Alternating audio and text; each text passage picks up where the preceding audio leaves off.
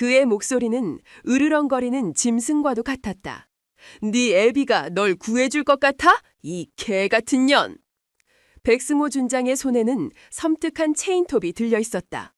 굉음과 함께 회전하는 톱날이 강효진 이병의 뺨에서 불과 몇 센티미터 떨어진 곳에서 지독한 살기를 내뿜었다. 그녀는 두 명의 헌병에게 양팔을 단단히 붙들려 있었다.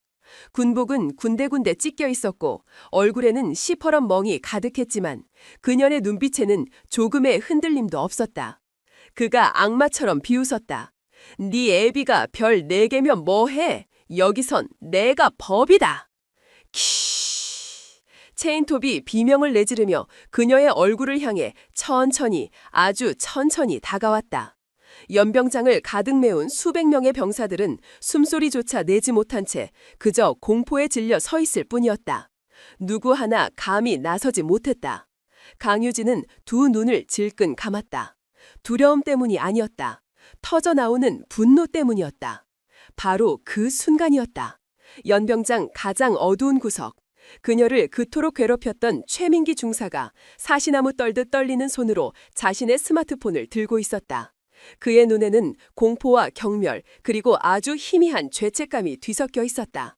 그는 떨리는 손가락으로 방금 촬영한 끔찍한 동영상을 단 하나의 번호로 전송했다. 수신이는 강태하 대장이었다. 숨막히는 8월의 태양이 아스팔트 위에서 아지랑이를 피워 올리고 있었다. 사격통제관의 확성기 소리가 쩌렁쩌렁 울려 퍼지는 육군 제9보병사단 친병훈련장. 수십 명의 훈련병들이 엎드려 쏘아 자세로 뜨겁게 달아오른 K2 소총을 붙잡고 헐떡이고 있었다. 화약 냄새와 땀 냄새가 공기 중에 지독하게 뒤섞여 있었다. 사격 개시! 명령이 떨어지기 무섭게 고막을 찢는 총성이 연달아 터져나왔다. 탕! 탕! 탕! 대부분의 훈련병들은 긴장한 탓에 어깨를 움츠리거나 반동을 이기지 못해 총구가 위로 튀어올랐다. 표적지에 총알이 맞았는지조차 가늠하기 어려웠다. 하지만 맨 왼쪽 1번 사로에 엎드린 한 훈련병만은 달랐다. 강유진 2병. 그녀는 주변의 소음이 전혀 들리지 않는다는 듯 완벽한 고요함 속에 잠겨 있었다. 그녀의 호흡은 길고 안정적이었다. 가늠쇠와 가늠자를 일치시키는 그녀의 눈은 먹이를 노리는 매의 눈처럼 날카롭게 빛났다. 그녀의 손가락이 부드럽게, 아주 부드럽게 방아쇠를 당겼다. 탕! 반동을 완벽하게 흡수한 그녀의 어깨는 미동조차 하지 않았다. 총알은 한치의 오차도 없이 표적지의 검은 원, 10점 관역의 정중앙을 꿰뚫었다. 그녀는 기계처럼 감정의 동요 없이 5발을 모두 격발했다. 모든 사격이 끝난 후 통제관이 마이크에 대고 외쳤다. 1번 사로 훈련병, 만발, 전탄, 명중! 주변의 동기들이 경악과 감탄이 섞인 눈으로 그녀를 쳐다보았다. 와, 쟤 또 만발이야? 괴물 아니야? 특수부대 출신인가? 하지만 강효진은 동기들의 칭찬에도 교관의 칭찬에도 아무런 표정 변화가 없었다. 그녀는 그저 묵묵히 총기를 정비하고 자신의 자리로 돌아갈 뿐이었다. 그녀는 눈에 띄고 싶지 않았다. 아니, 눈에 띄어서는 안 됐다. 그녀의 이름 앞에는 언제나 거대한 수식어가 그림자처럼 따라다녔다. 대한민국 합참의장 육군대장 강태하의 딸. 살아있는 전설이자 전군의 존경을 한몸에 받는 아버지. 그 이름은 그녀에게 자랑스러움인 동시에 벗어나고 싶은 거대한 족쇄였다. 입대하는 날 그녀는 아버지에게 단 하나만을 부탁했다. 제발 제가 아빠 딸이라는 사실을 아무도 모르게 해주세요. 저 혼자 힘으로 평범한 군인으로 인정받고 싶어요. 아버지는 딸의 뜻을 존중해 주었다. 그녀의 신상 정보는 군 내부에서도 2급 기밀로 분류되어 극소수의 지휘관 외에는 아무도 열람할 수 없었다. 하지만 세상에 완벽한 비밀은 없는 법. 그녀를 지독한 눈으로 지켜보는 한 사내가 있었다. 훈련 부사관 최민기 중사. 그는 병사들 사이에서 악마로 불리는 자였다. 그는 군 생활에 완벽하게 적응한 모범적인 군인이었지만 그 내면에는 뒤틀린 자격심과 가학적인 성향이 깊게 자리 잡고 있었다. 그는 자신보다 뛰어난 자, 특히 배경이 좋은 자들을 병적으로 증오했다. 그는 우연히, 아주 우연히 대대장과의 대화를 엿듣고 강유진의 정체를 알게 되었다. 그 순간 그의 머릿속에서 무언가가 뒤틀렸다. 대장의 딸이라고? 저 계집애가? 그의 눈에 유진의 모든 뛰어난 능력은 더 이상 노력의 결과가 아니었다. 그것은 특혜와 가식으로 보였다. 그녀의 침묵은 오만함으로 해석되었다. 그날 이후 최민기 중사의 괴롭힘은 교묘하고 집요하게 시작되었다. 그는 절대 다른 사람들이 보는 앞에서는 그녀를 건드리지 않았다. 모두가 잠든 야간 불침번 근무 시간. 그는 순찰을 핑계로 어둠 속에서 그녀에게 다가왔다. 그리고 아무도 듣지 못하는 목소리로 뱀처럼 속삭였다. 강유진 이병, 넌 뭐가 그렇게 잘났지? 사격 좀 잘한다고, 뜀박질 좀 잘한다고 네가 진짜 군인이 된 것 같아? 그는 그녀의 어깨를 손가락으로 툭 치며 비웃었다. 너 같은 애들 내가 잘 알지.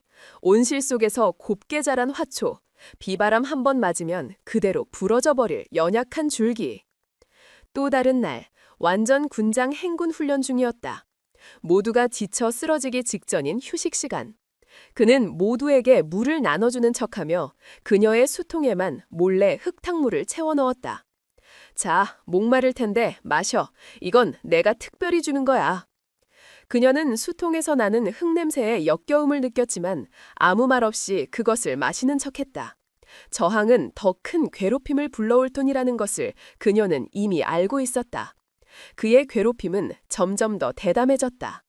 야간 전술 훈련 중 그는 지도에서 일부러 그녀의 조가 가야 할 좌표 하나를 지워버렸다. 칠흑 같은 어둠 속에서 그녀와 조원들은 몇 시간을 헤매야 했다. 보고 제대로 안 해? 네 뇽 하나 때문에 모두가 고생하는 거 안 보여? 그는 모두의 앞에서 그녀를 질책하며 모든 책임을 그녀에게 뒤집어 씌웠다. 강유진은 모든 것을 묵묵히 견뎌냈다. 아버지에게 말하는 것은 그녀의 자존심이 허락하지 않았다. 다른 동기들에게 말해봤자 최중사의 교묘한 함정에 빠져 오히려 자신이 이상한 사람이 될 뿐이었다. 그녀는 버텨야 했다. 언젠가는 이 지옥 같은 훈련소 생활도 끝낼 것이라고. 자신의 힘으로 이 모든 것을 이겨내야만 비로소 아버지의 그림자에서 벗어날 수 있을 것이라고. 그녀는 매일 밤 아무도 모르게 눈물을 삼키며 스스로를 다잡았다. 하지만 그녀는 알지 못했다. 최민기 중사의 뒤틀린 광기는 이제 겨우 시작에 불과했다는 것을. 그리고 그 광기가 폭발할 운명의 날이 바로 코앞으로 다가오고 있었다는 것을. 그날은 바로 신병 수료식과 함께 열리는 첫 번째 가족 명회의 날이었다. 훈련소 수료식이 열리는 날, 아침부터 부대는 오랜만에 활기로 가득 찼다. 몇 달간의 지옥 같은 훈련을 마친 훈련병들은 말끔하게 다려진 전투복을 입고 자랑스러운 얼굴로 연병장에 도열했다. 그리고 위병소 밖으로는 아들과 연인, 친구의 얼굴을 보기 위해 전국 각지에서 찾아온 가족들로 인사인회를 이루었다. 웃음소리와 반가운 외침이 부대 전체에 울려 퍼졌다. 강유진 역시 조금은 들뜬 마음이었다. 오늘 그녀의 부모님이 면회를 오기로 되어 있었다. 아버지는 군의 총수였지만 오늘은 계급장을 모두 내려놓고 평범한 아버지의 모습으로 딸을 찾아올 터였다. 그녀는 어젯밤 달아 빠진 군화에 광을 내고 또 내며 부모님께 늠름한 군인이 된 딸의 모습을 보여줄 생각에 잠시나마 설레었다. 수료식이 끝나고 마침내 면회 시간이 시작되었다. 훈련병들은 약속이라도 한 듯 부대 정문으로 달려나갔고 이내 곳곳에서 눈물의 상봉이 이뤄졌다. 아들 고생 많았다. 자기야 보고 싶었어. 유진은 그 모습을 조금 떨어진 곳에서 조용히 지켜보며 부모님을 기다렸다. 잠시 후 익숙한 검은색 세단 한 대가 위병소를 통과해 면회장 구석의 조용한 곳에 멈춰섰다. 차에서 내린 것은 군복이 아닌 평범한 신사복 차림의 아버지 강태하 대장과 고운 한복을 차려입은 어머니였다. 그들의 얼굴에는 딸을 향한 그리움과 대견함이 가득했다. 유진아! 어머니가 먼저 달려와 그녀를 와락 껴안았다. 따뜻한 어머니의 품에서 익숙한 향수 냄새가 났다. 그 순간 지난 몇 달간 쌓아왔던 유진의 모든 긴장과 서름이 눈 녹듯 녹아내리는 것 같았다. 강태하 대장은 말없이 딸의 어깨를 두드려 주었다. 그의 눈가에는 희미한 물기가 어려 있었다. 전군을 호령하는 대장이었지만 그 역시 딸 앞에서는 평범한 아버지일 뿐이었다. 고생 많았다 딸. 얼굴이 많이 탔구나. 가족은 부대 PX에서 사온 간단한 음식들을 돗자리 위에 펼쳐놓고 나무 그늘 아래 자리를 잡았다. 어머니가 정성껏 싸온 김밥과 과일을 먹으며 그동안 밀렸던 이야기를 나누었다. 유진은 힘들었던 훈련 과정은 모두 빼고 사격을 잘해서 칭찬받았던 일, 동기들과 친해진 이야기 등 즐거웠던 기억들만 늘어놓았다. 부모님을 걱정시키고 싶지 않았다. 그렇게 평화로운 시간이 흘러가고 있었다. 바로 그때였다. 그들의 행복을 비웃기라도 하듯 검은 그림자 하나가 다가왔다. 최민기 중사였다. 그는 순찰을 돈다는 핑계로 일부러 유진의 가족이 있는 곳으로 접근했다. 그는 유진의 아버지가 평범한 중년 신사복 차림인 것을 확인하자 속으로 비열한 미소를 지었다. 그의 뒤틀린 생각 속에서 이것은 완벽한 기회였다. 대장이라고? 웃기지 마. 군복 벗으니 그냥 평범한 아저씨일 뿐이잖아. 그는 저 오만해 보이는 대장의 딸과 아무것도 모르는 그녀의 평범한 아버지 앞에서 자신의 권력을 과시하고 싶었다. 그는 일부러 발을 헛디디는 척하며 손에 들고 있던 뜨거운 컵라면을 유진의 앞으로 쏟아버렸다. 촤악! 뜨거운 국물이 유진의 군복 바지와 돗자리 위 음식들을 덮쳤다. 아, 뜨거워! 유진이 반사적으로 비명을 지르며 자리에서 일어났다. 최민기는 미안한 기색 하나 없이 오히려 과장된 목소리로 그녀를 질책하기 시작했다. 어이쿠, 강이병, 미안해서 어쩌나. 그런데 피하지 않고 뭘 했나. 군인이 그렇게 반응이 느려 터져서 쓰겠어? 그의 목소리는 주변의 모든 사람들이 들을 수 있을 정도로 컸다. 순식간에 주변의 시선이 모두 그들에게로 쏠렸다. 유진의 어머니가 놀라 자리에서 일어나며 말했다. 아니, 중사님, 괜찮으세요? 다친 것은? 하지만 최민기는 그녀의 말을 무시했다. 그는 오직 유진만을 노려보며 조롱 섞인 말투를 이어갔다. 죄송합니다, 아버님, 어머님. 제가 데리고 있는 부하가 좀 굼떠서 그렇습니다. 평소에도 정신을 딴 데 팔고 다녀서 제가 아주 골치가 아픕니다. 그는 제가 데리고 있는 부하라는 말을 유독 강조했다. 유진의 부모님 앞에서 자신이 그녀의 상관임을, 그녀를 마음대로 할 수 있는 위치에 있음을 과시하고 있었다. 유진은 모욕감에 얼굴이 새빨개졌다. 그녀는 이를 악물었다. 아닙니다. 제가 부주의했습니다. 죄송합니다. 하지만 최민기는 그녀를 놓아줄 생각이 없었다. 그는 바닥에 쏟아진 음식물들을 발로 툭 찼다. 이게 다 얼마짜린데 아깝게 됐네.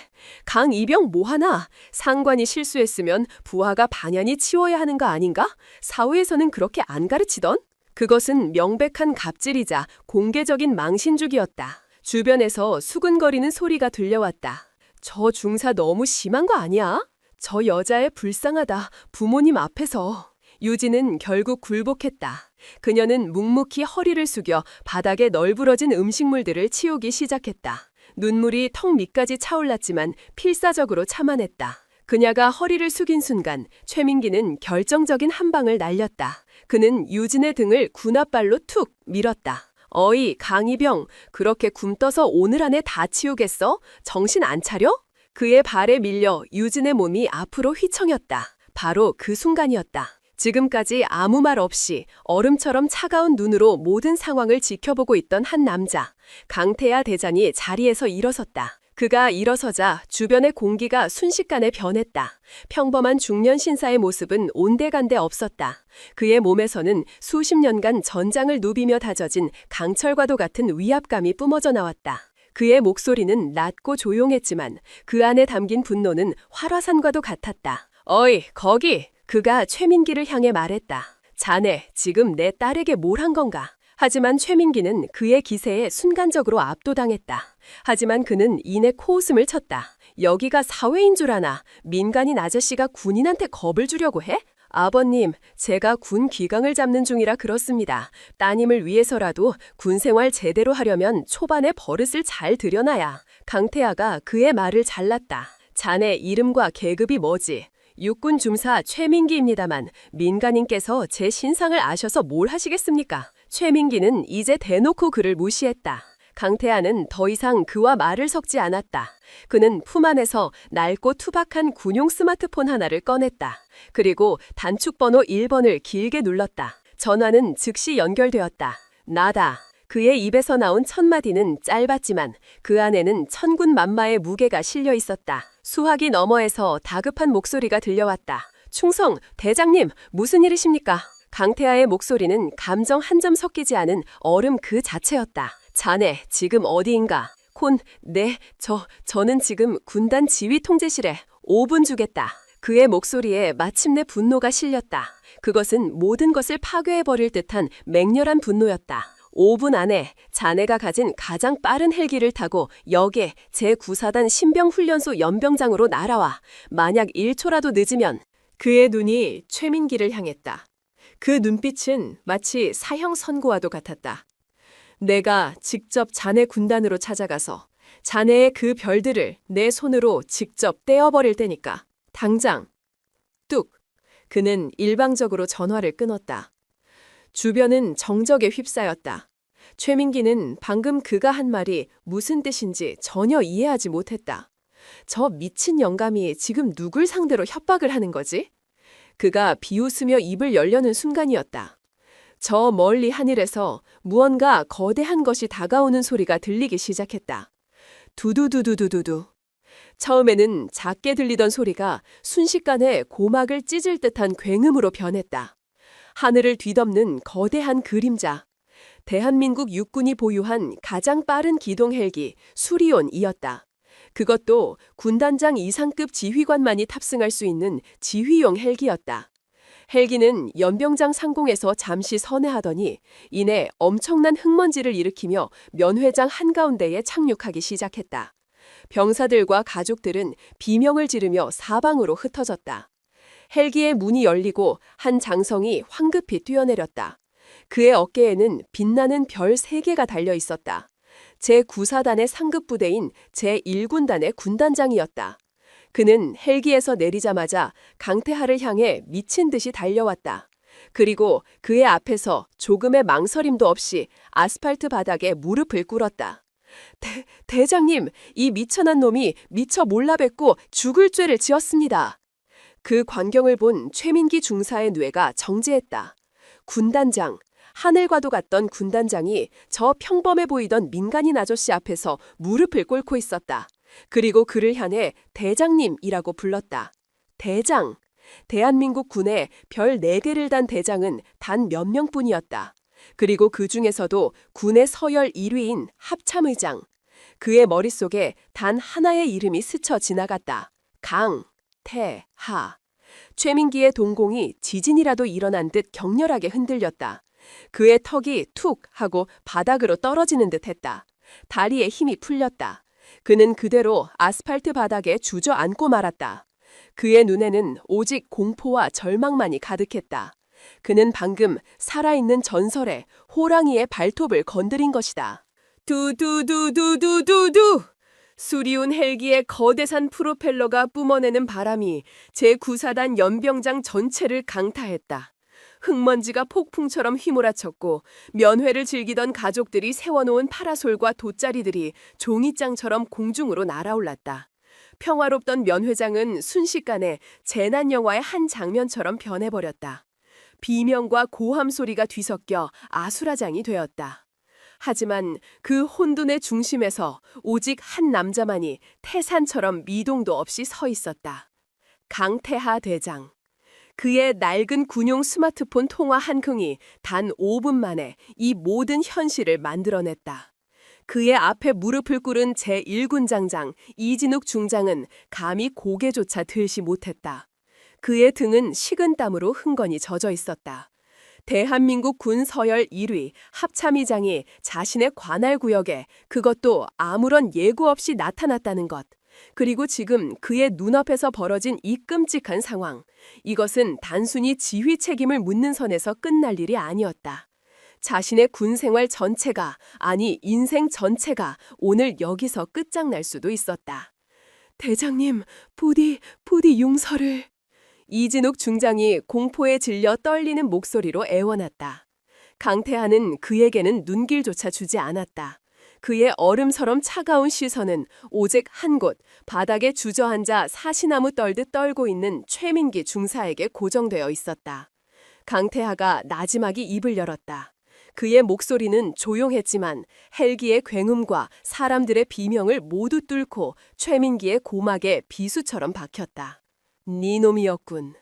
감히 내 딸의 군복에 더러운 국물을 쏟고 그 듬을 네 놈의 군홧발로 걷어찬 벌레 새끼가.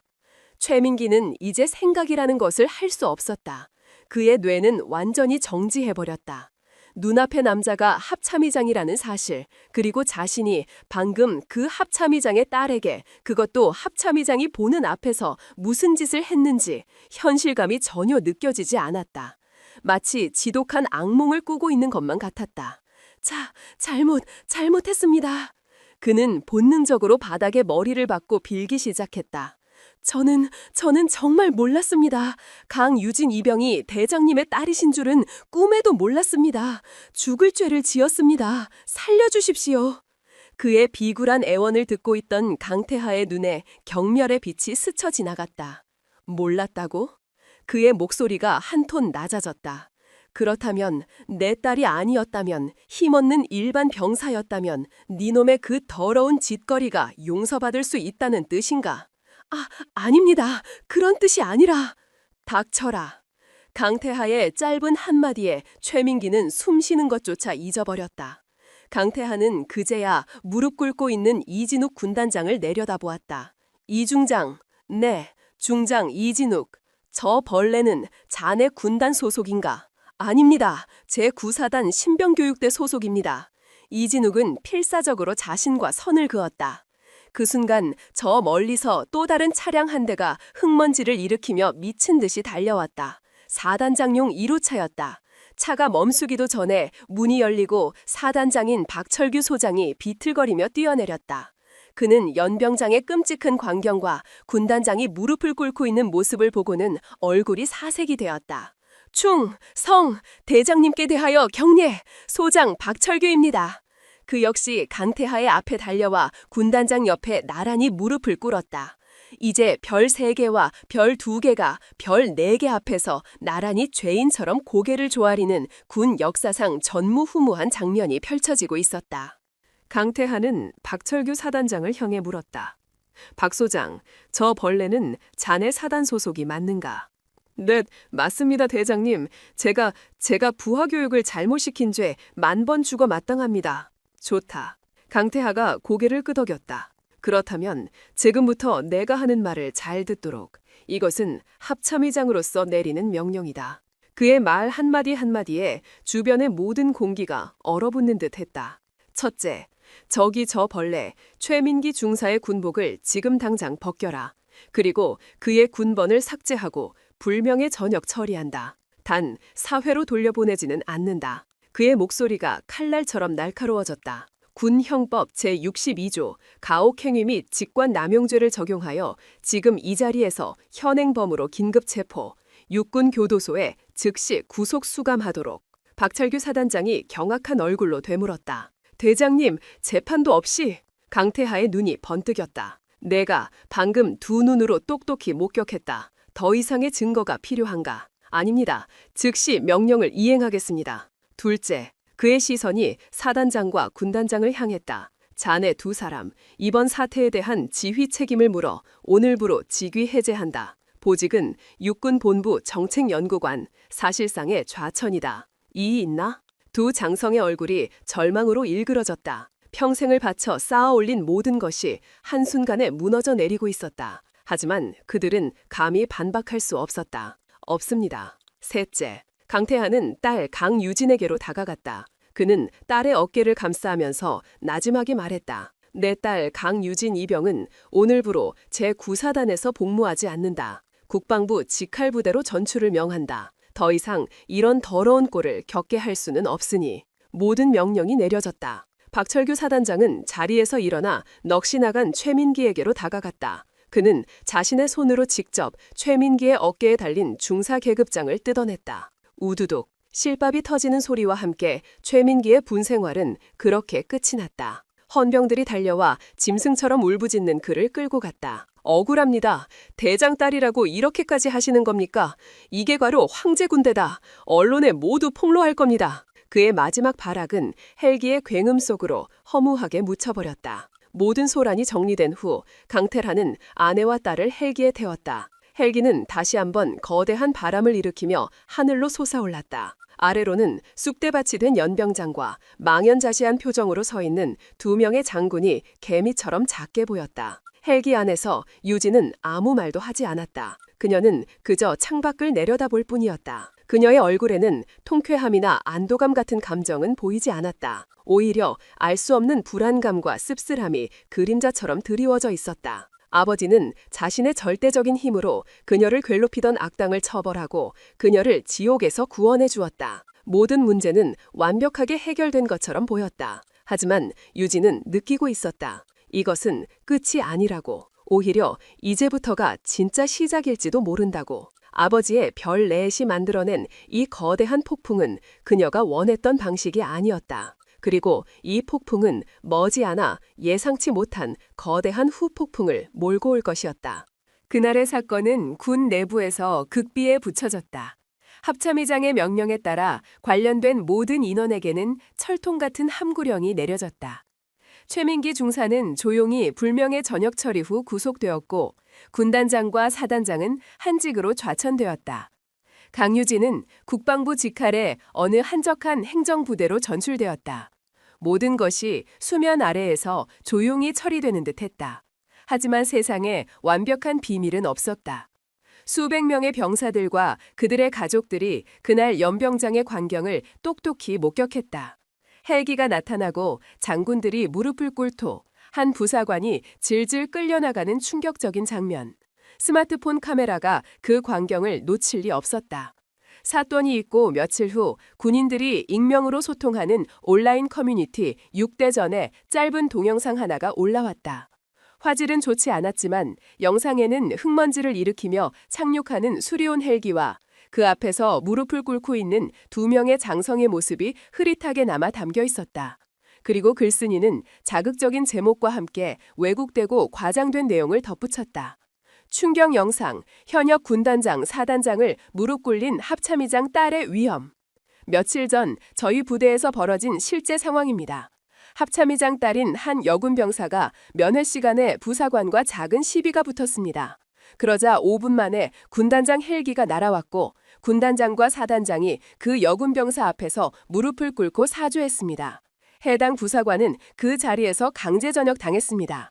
이 나라 군대가 과연 정상입니까? 이것이 바로 우리가 말로만 듣던 황제군대의 실체입니다. 빽만 있으면 장군도 무릎 꿇리는 더러운 세상. 국방부는 해명하십시오. 게시물은 순식간에 폭발적인 반응을 불러일으켰다. 수천 개의 댓글이 달리고 수만 번 공유되었다. 처음에는 군인들 사이에서만 돌던 이야기가 주요 언론사들의 사회부 기자들에게까지 흘러들어갔다. 기자들은 사실관계를 확인하기 위해 국방부 대변인실에 빗발치는 문의를 해댔다. 합참의장 딸 특혜 의혹에 대해 해명해 주십시오. 현역 장성들이 여군 병사에게 무릎을 꿇었다는 게 사실입니까? 국방부 대변인은 원론적인 답변만 되풀이했다. 해당 사안은 군 내부 규율에 따라 적법하게 처리된 사안이며 자세한 내용은 확인해 드릴 수 없습니다. 하지만 그런 모호한 태도는 오히려 논란에 기름을 붓는 격이 되었다. 여론은 걷잡을 수 없이 악화되었다.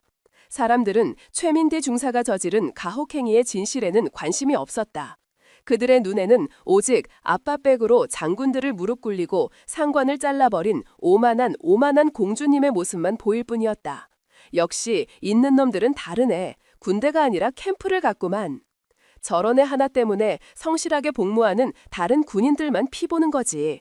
강유진 신상 털어서 마녀 사냥해야 하는 거 아니냐? 강유진의 이름과 사진이 인터넷에 떠돌기 시작했다. 그녀는 하루아침에 국민 역적이 되어 있었다. 새로 전출간 부대에서의 생활은 훈련소보다 더한 지옥이었다. 그녀가 복도에 나타나면 모든 사람들이 약속이라도 한 듯 대화를 멈추고 그녀를 힐끔거렸다. 아무도 그녀에게 말을 걸지 않았다. 식당에서 밥을 먹을 때도 그녀의 주변에는 아무도 앉으려 하지 않았다. 그녀는 투명인간 취급을 받았다. 그것은 조용한 따돌림, 보이지 않는 폭력이었다. 때로는 노골적인 비아냥거림이 그녀의 등 뒤에 비수처럼 꽂혔다. 어이구, 공주님 오셨네? 비키시죠? 말 조심해. 저분 심기 거슬렀다가는 우리 부대에 헬기 뜰지도 몰라. 아빠한테 전화해서 우리 다 잘라달라고 하지 그래. 그녀는 아무런 변명도 할 수 없었다. 그 사람이 먼저 나를 괴롭혔어요. 부모님 앞에서 나를 모욕했어요. 그렇게 말해봤자 그래서 아빠한테 일러 바쳤냐? 라는 조롱만 돌아올 뿐이었다. 그녀는 철저히 혼자가 되었다. 동기들은 그녀를 피했고 상관들은 그녀를 부담스러워했다.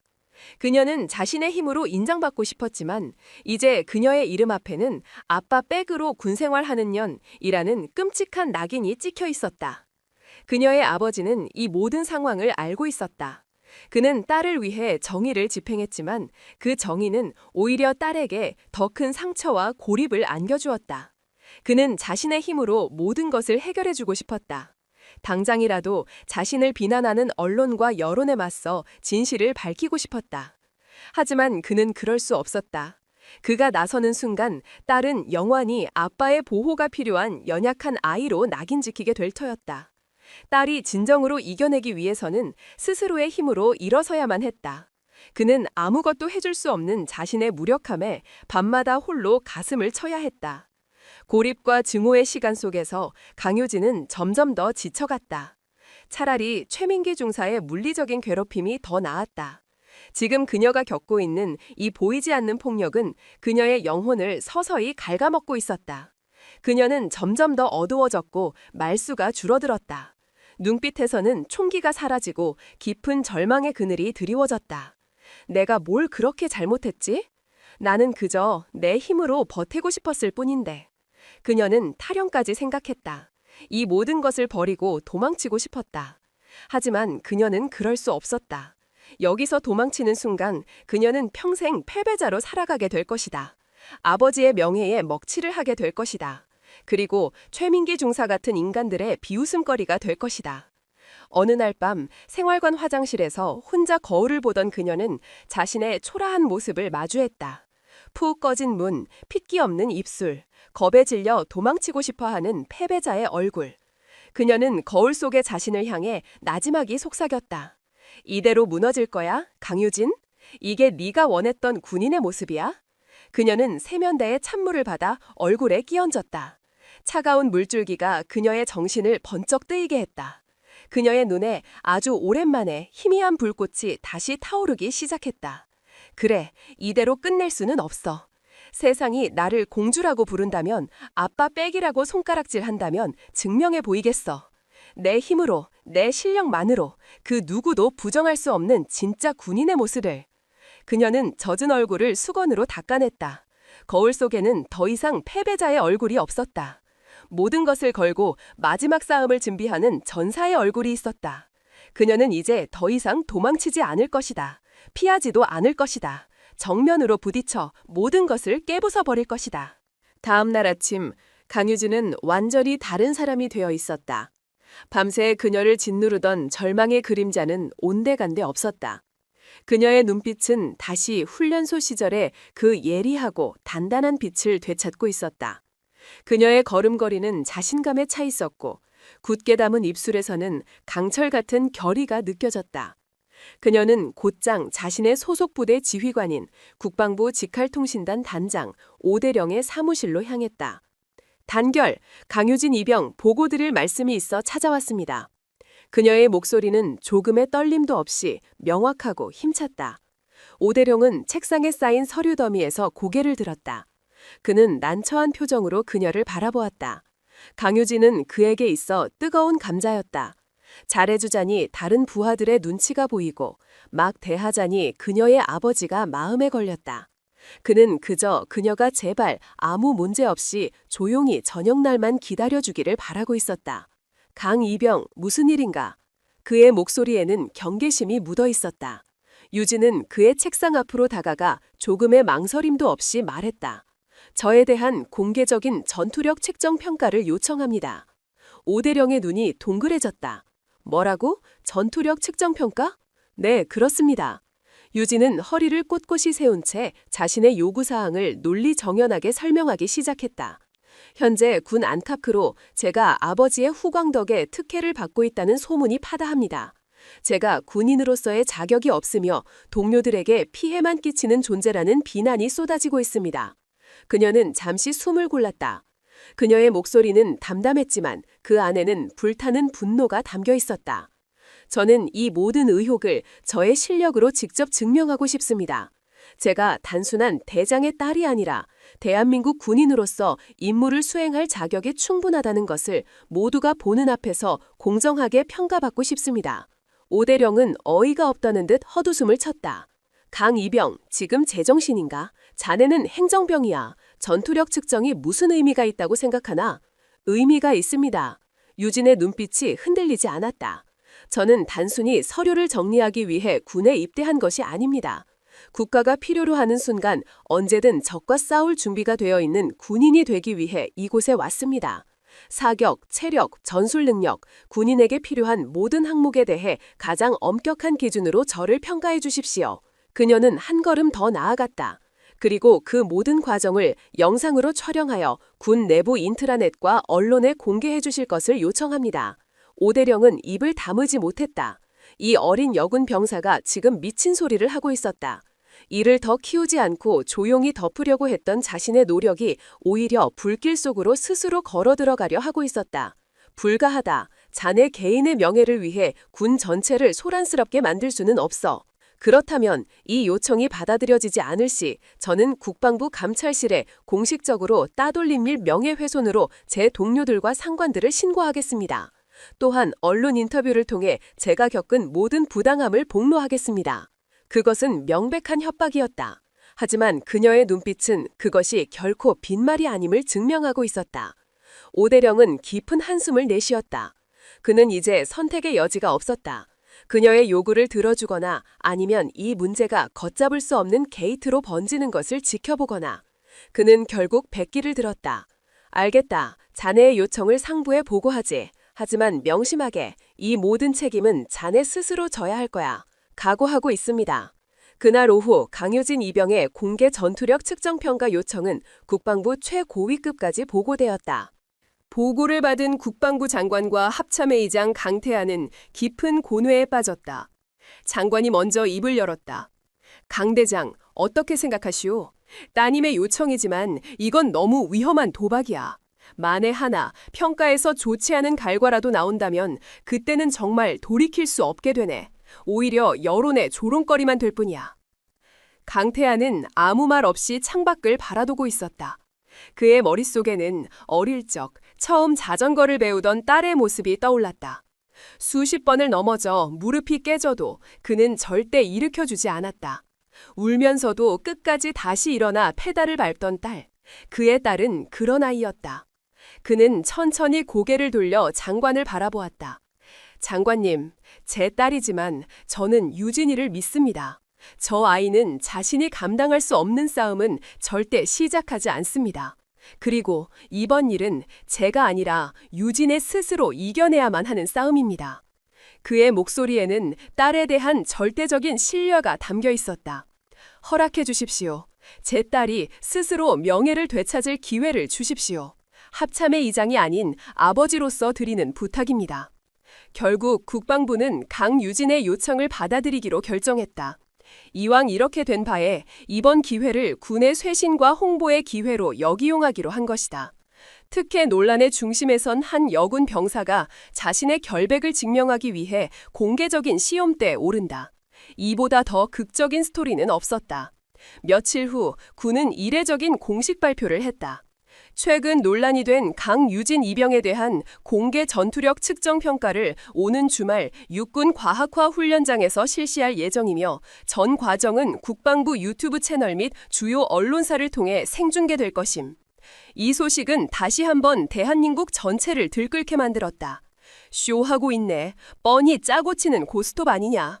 아빠가 합참의 의장인데 평가관들이 알아서 만점 주겠지. 얼마나 잘하는지 어디 한번 보자. 조금이라도 실수하면 아주 묻어버릴 테다. 대부분의 여론은 여전히 차가웠다. 사람들은 그녀의 도전을 진정한 용기가 아닌 오만한 쇼라고 폄하했다. 하지만 동시에 일부에서는 그녀의 용기를 응원하는 목소리도 나오기 시작했다. 진짜든 쇼든 저렇게 얼굴 까고 공개적으로 나서는 건 대단한 깡이다.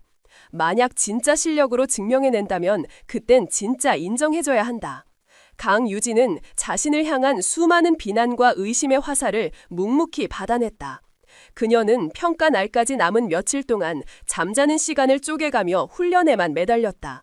매일 새벽 남들이 일어나기 전에 연병장을 달렸고 밤 늦게까지 체력 단련실에서 땀을 흘렸다.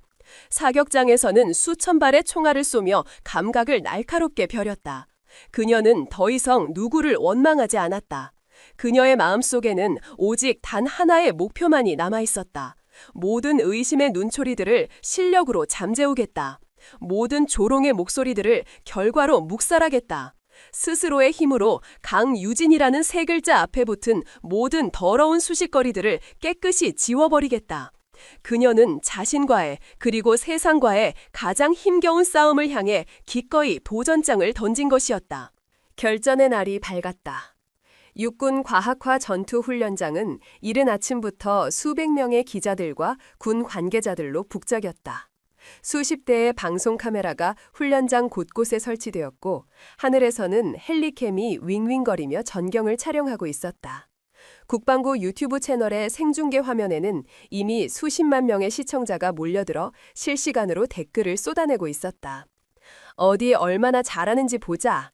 결과 뻔한 쇼에 시간 낭비. 그래도 저 여자 깡 하나는 인정. 그 모든 관심과 의심의 한가운데 강유진이 홀로 서 있었다. 그녀는 행정병의 편한 전투복이 아닌 특수부대원들이 입는 것과 같은 신형 전투복과 방탄 장비를 완벽하게 착용한 상태였다. 그녀의 얼굴에는 긴장감 대신 고도로 집중된 전사의 평온함이 감돌고 있었다. 평가를 총괄하는 평가단장 육군교육사령부 부사령관이 마이크 앞에 섰다. 그는 공정성을 기하기 위해 평가의 모든 기준이 해병대 수색대나 UDT-SEAL 같은 최정예 특수부대의 선발 기준에 맞춰져 있음을 명백히 밝혔다. 지금부터 강유진 이병에 대한 공개 전투력 측정을 시작하겠습니다. 평가는 체력 측정, 정밀 사격, 전술 기동 순으로 진행됩니다. 모든 과정은 일체의 외부 개입 없이 규정에 따라 엄정하게 평가될 것임을 약속드립니다. 첫 번째 평가는 체력이었다. 3km 뜀걸음, 팔굽혀펴기, 윗몸 일으키기, 군 체력 평가의 가장 기본적인 종목들이었다. 준비, 시작! 신호와 함께 유진은 트랙 위를 뛰쳐나갔다. 그녀의 호흡은 흐트러짐이 없었고 보폭은 기계처럼 일정했다. 그녀는 처음부터 끝까지 똑같은 속도를 유지하며 남자 특급 전사 기준 기록보다도 30초나 앞서 결승선을 통과했다. 이어진 팔굽혀펴기와 윗몸 일으키기에서도 그녀는 정자세로 단 하나도 쉬지 않고 만점을 기록했다. 지켜보던 기자들 사이에서 낮은 탄성이 터져나왔다. 하지만 온라인 댓글창은 여전히 냉소적이었다. 저 정도는 여군 부사관이면 다 하는 거 아님? 진짜는 사격이랑 전술이지. 어디 보자고. 두 번째 평가는 정밀 사격이었다. 250m 떨어진 표적을 향한 K2 소총 사격, 움직이는 돌발 표적을 제압하는 권총 사격, 그리고 시가지 전투 상황을 가정한 실내 소탕 사격까지 세 종류의 사격이 연달아 진행되었다. 유진은 익숙하게 K2 소총을 견착했다. 그녀의 눈은 다시 먹이를 노리는 매의 눈으로 변했다. 탕! 탕! 총성이 울릴 때마다 관제탑의 대형 스크린에 떠있는 표적지의 중앙에 정확히 구멍이 뚫렸다. 20발 모두가 10점 관역 안에 명중했다. 만발이었다. 권총 사격은 더욱 압권이었다.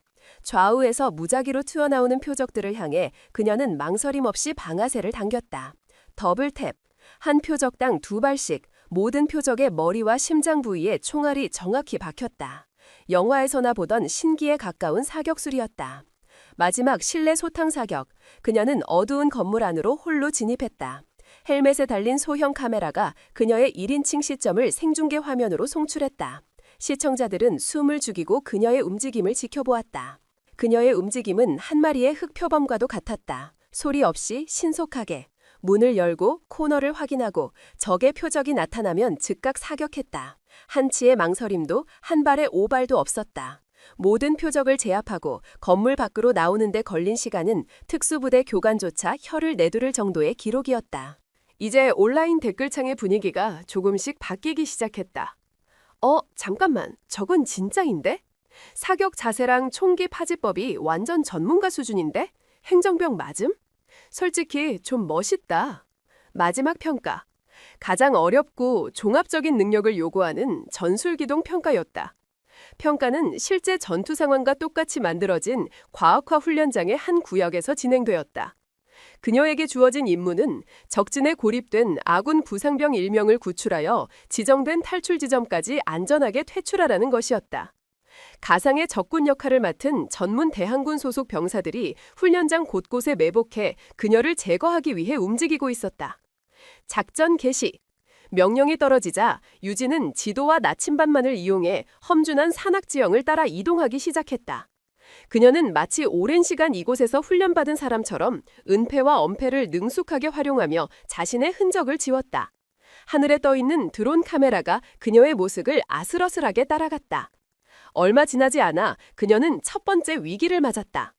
개활지를 통과하려던 순간 매복해 있던 대한군 저격수의 총구에서 레이저 조준 광선이 그녀의 가슴을 향했다. 판정관이 마이크에 저격수에게 발각, 피격 판정을 외치려는 순간이었다. 유진의 몸이 반사적으로 땅을 굴렀다. 그녀는 총알이 날아온 방향을 즉시 파악하고 연막탄을 터뜨렸다. 자욱한 연기가 시야를 가리는 사이 그녀는 순식간에 수십 미터를 우회하여 저격수의 사각지대로 파고들었다. 그리고 소음 권총으로 저격수 역할을 맡은 대항군의 등 뒤에 달린 센서를 명중시켰다. 삐 하는 센서의 사망 판정음이 울려 퍼지자 지켜보던 모든 사람들이 자신도 모르게 탄성을 내뱉었다. 그네는 계속해서 나아갔다. 부비 트랩을 해체하고 적의 순찰조를 소리 없이 제압하며 마침내 부상병이 고립된 폐 건물에 도착했다. 하지만 그곳에는 마지막 관문이 남아 있었다. 4명의 대항군이 인질 역할을 맡은 부상병 마네킹을 방패 삼아 건물을 점거하고 있었다. 돌파는 불가능합니다. 저 상황에서는 지원군을 요청하는 것이 정답입니다. 관제톱에서 한 평가관이 외쳤다. 하지만 유진은 포기하지 않았다. 그녀는 건물 뒤편의 배수관을 타고 소리 없이 2층 창문으로 잠입했다. 그리고 자신이 가진 모든 장비, 섬광탄과 소음 건송을 이용해 불과 10초 안에 4명의 대항군을 모두 제압하는 괴력을 보여주었다. 그녀는 자신보다 덩치가 2배는 큰 부상병 마네킹을 어깨에 둘러매고 약속된 탈출 지점을 향해 마지막 질주를 시작했다. 뒤에서는 남은 대항군들이 추격하며 총을 쏘아댔지만 그녀는 지그재그로 뛰며 총알을 피했다. 마침내 그녀가 탈출 지점의 깃발을 통과하는 순간 평가 종료를 알리는 버저가 훈련장 전체에 울려 퍼졌다. 정적이 흘렀다. 수십만 명이 지켜보던 생중계 화면도 수백 명의 기자들도 그리고 평가관들조차 아무 말도 하지 못했다. 그저 땀과 먼지로 뒤범벅이 된 채 거친 숨을 몰아쉬며 서 있는 저 작은 여군 병사를 경이로운 눈으로 바라볼 뿐이었다. 그녀는 증명해냈다. 압도적인 실력으로, 그 누구도 부정할 수 없는 완벽한 결과로. 가장 먼저 박수를 친 것은 평가단장이었다. 그의 박수를 시작으로 마침내 셔터를 누르기 시작한 기자들의 카메라 플래시와 함께 우레와 같은 박수와 환호가 터져나왔다. 온라인 댓글창은 이미 축제 분위기였다. 미쳤다. 저게 사람인가? 내가 지금까지 뭘 본 거지? 여군이 아니라 그냥 인간병기인데? 죄송합니다. 제가 감히 공주님을 의심했습니다. 오늘부터 누나라고 부르겠습니다. 충성! 강유진은 자신을 향해 쏟아지는 찬사를 뒤로하고 헬멧을 벗었다. 땀으로 흠뻑 젖은 그녀의 얼굴에 아주 오랜만에 희미한 미소가 떠올랐다. 그녀는 마침내 자신의 힘으로 자신을 짓누르던 모든 굴레를 벗어던진 것이다. 그녀는 더 이상 대장의 딸이나 공주님이 아니었다. 그녀는 그냥 강유진이었다. 자신의 실력으로 모든 것을 증명해낸 진짜 군인이었다. 강유진을 향한 찬사와 환호가 채 가라앉기도 전이었다. 그녀가 동료들의 축하를 받으며 막 장비를 해제하려던 순간 훈련장 전체에 날카로운 실제 상황 경보 사이렌이 울려 퍼졌다. 방금 전까지의 축제 분위기는 순식간에 사라지고 싸늘한 긴장감이 모든 것을 집어삼켰다. 윙, 윙. 관제탑의 모든 스크린이 붉은색 경고 화면으로 바뀌었다. 평가단장의 얼굴이 하얗게 굳어졌다. 그는 다급하게 귀에 꽂힌 무전기에 대고 소리쳤다. 상황 보고 무슨 일이야? 훈련 상황인가? 수화기 너머에서 격앙된 목소리가 흘러나왔다. 훈련 상황이 아닙니다. 반복합니다. 실제 상황입니다. 훈련장 인근 민간인 어린이집에서 총기 인질극이 발생했습니다. 그 보고에 현장에 있던 모든 군인과 기자들의 얼굴이 굳어졌다. 평가를 위해 모여있던 제707 특수임무단 대원들이 반사적으로 자신들의 무기를 챙기기 시작했다. 보고는 계속되었다. 범인은 총 2명, 사냥용 엽총과 칼로 무장하고 있으며 현재 교사 1명과 원생 20여 명을 인질로 잡고 경찰과 대치 중입니다. 범인 중 1명은 군 복무 경험이 있는 것으로 추정. 경찰 특공대의 진입이 여의치 않은 상황입니다. 상황은 최악이었다. 민간인, 그것도 어린이들이 인질로 잡혀 있었다. 섣불리 진입했다가는 끔찍한 참사가 벌어질 수 있었다. 평가단장은 즉시 국방부 지휘통제실에 화상 연결을 요청했다. 스크린에 국방부 장관과 합참의장 강태하의 굳은 얼굴이 나타났다. 장관이 단호하게 명령했다. 경찰청장에 공식적인 지원 요청이 들어왔다. 현 시간부로 현장에 있는 제707 특임단은 즉시 인질구출 작전에 투입되도록, 현장 지휘는 특임단장에게 위임한다. 인질의 안전을 최우선으로 확보하라. 네, 알겠습니다. 특임단장이 즉시 대원들을 소집하기 시작했다. 알파팀, 브라보팀, 지금 즉시 출동 준비. 5분 내로 현장으로 출발한다. 대원들이 일사불란하게 움직였다. 방탄복을 점검하고 실탄을 지급받고 작전 차량에 올라탔다. 그 혼란의 와중에 강효진은 방금 벗었던 전투 장비를 다시 착용하고 있었다. 그녀는 특임단장이 소집한 작전팀에 포함되어 있지 않았다. 그녀는 정식 특임단 요원이 아니었기 때문이다. 하지만 그녀는 가만히 있을 수 없었다. 그녀는 작전 준비를 마친 특임단장의 앞으로 다가갔다. 단장님, 강희병, 여긴 왜? 저도 작전에 참여하게 해주십시오. 그녀의 눈빛은 흔들림이 없었다. 특임단장은 잠시 망설였다. 그녀의 실력은 방금 눈으로 직접 확인했다. 웬만한 특임대원보다 뛰어났다. 하지만 그녀는 민간인들의 엄청난 주목을 받고 있는 논란의 인물이었다. 만에 하나 작전 중에 그녀가 다치기라도 한다면 그 후폭풍은 감당할 수 없을 터였다. 안 된다. 이건 훈련이 아니야. 실제 상황이다. 알고 있습니다. 유진이 한 걸음 더 다가섰다. 단장님, 범인 중 1명은 군 복무 경험이 있다고 했습니다. 그들은 군의 전술을 어느 정도 알고 있을 겁니다. 하지만 그들은 여군의 존재까지는 계산에 넣지 않았을 가능성이 높습니다. 제가 교사나 민간인으로 위장하여 내부로 잠입한다면 상황을 파악하고 내부에서 교란을 일으킬 수 있는 절호의 기회를 만들 수 있습니다. 저를 활용해 주십시오. 그녀의 판단은 냉철하고 정확했다. 그것은 감정적인 호소가 아니라 완벽한 전술적 판단이었다. 특임단장은 그녀의 눈을 잠시 바라보았다. 그녀의 눈에는 두려움이 아닌 군인으로서의 사명감과 자신감이 가득했다. 그는 스크린을 통해 모든 것을 지켜보고 있던 강태하 대장을 한번 쳐다보았다. 강태하는 아무 말 없이 그저 무겁게 고개를 한번 끄덕였다. 판단은 현장 지휘관인 자네에게 맡기겠다라는 무언의 신뢰였다. 특임단장은 마침내 결심했다. 알겠다. 강이병은 지금 즉시 브라보팀에 합류하도록. 단, 절대 무리한 행동은 하지 않는다. 내부 상황 보고 및 교란이 주 임무다. 알겠나? 네, 알겠습니다. 잠시 후 세 대의 검은색 작전 차량이 굉음을 내며 훈련장을 빠져나갔다. 차 안에서 유진은 방탄복 위에 평범한 점포를 걸쳤다. 그리고 귀에는 살색의 초소형 무전기를 착용했다. 그녀의 역할은 어린이집 주변에서 울고 있는 학부모인 척 연기하며 자연스럽게 현장에 접근하여 내부로 진입하는 것이었다. 현장은 아수라장이었다. 경찰차 수십 대가 어린이집 주변을 완전히 봉쇄하고 있었고 폴리스 라인 밖으로는 아이들의 이름을 부르짖는 부모들의 울음소리가 가득했다. 방송사 헬기가 상공을 시끄럽게 맴돌고 있었다. 어린이집은 2층짜리 아담한 건물이지만 모든 창문에는 커튼이 쳐져 있어 내부를 전혀 확인할 수 없었다. 범인들은 이미 창문 안쪽에 책상과 캐비넷을 쌓아 바리케이드를 구축했을 터였다. 유진은 팀장의 지시에 따라 다른 부모들 사이에 섞여들어 울먹이는 연기를 시작했다. 우리 아이 안에 있단 말이에요. 제발.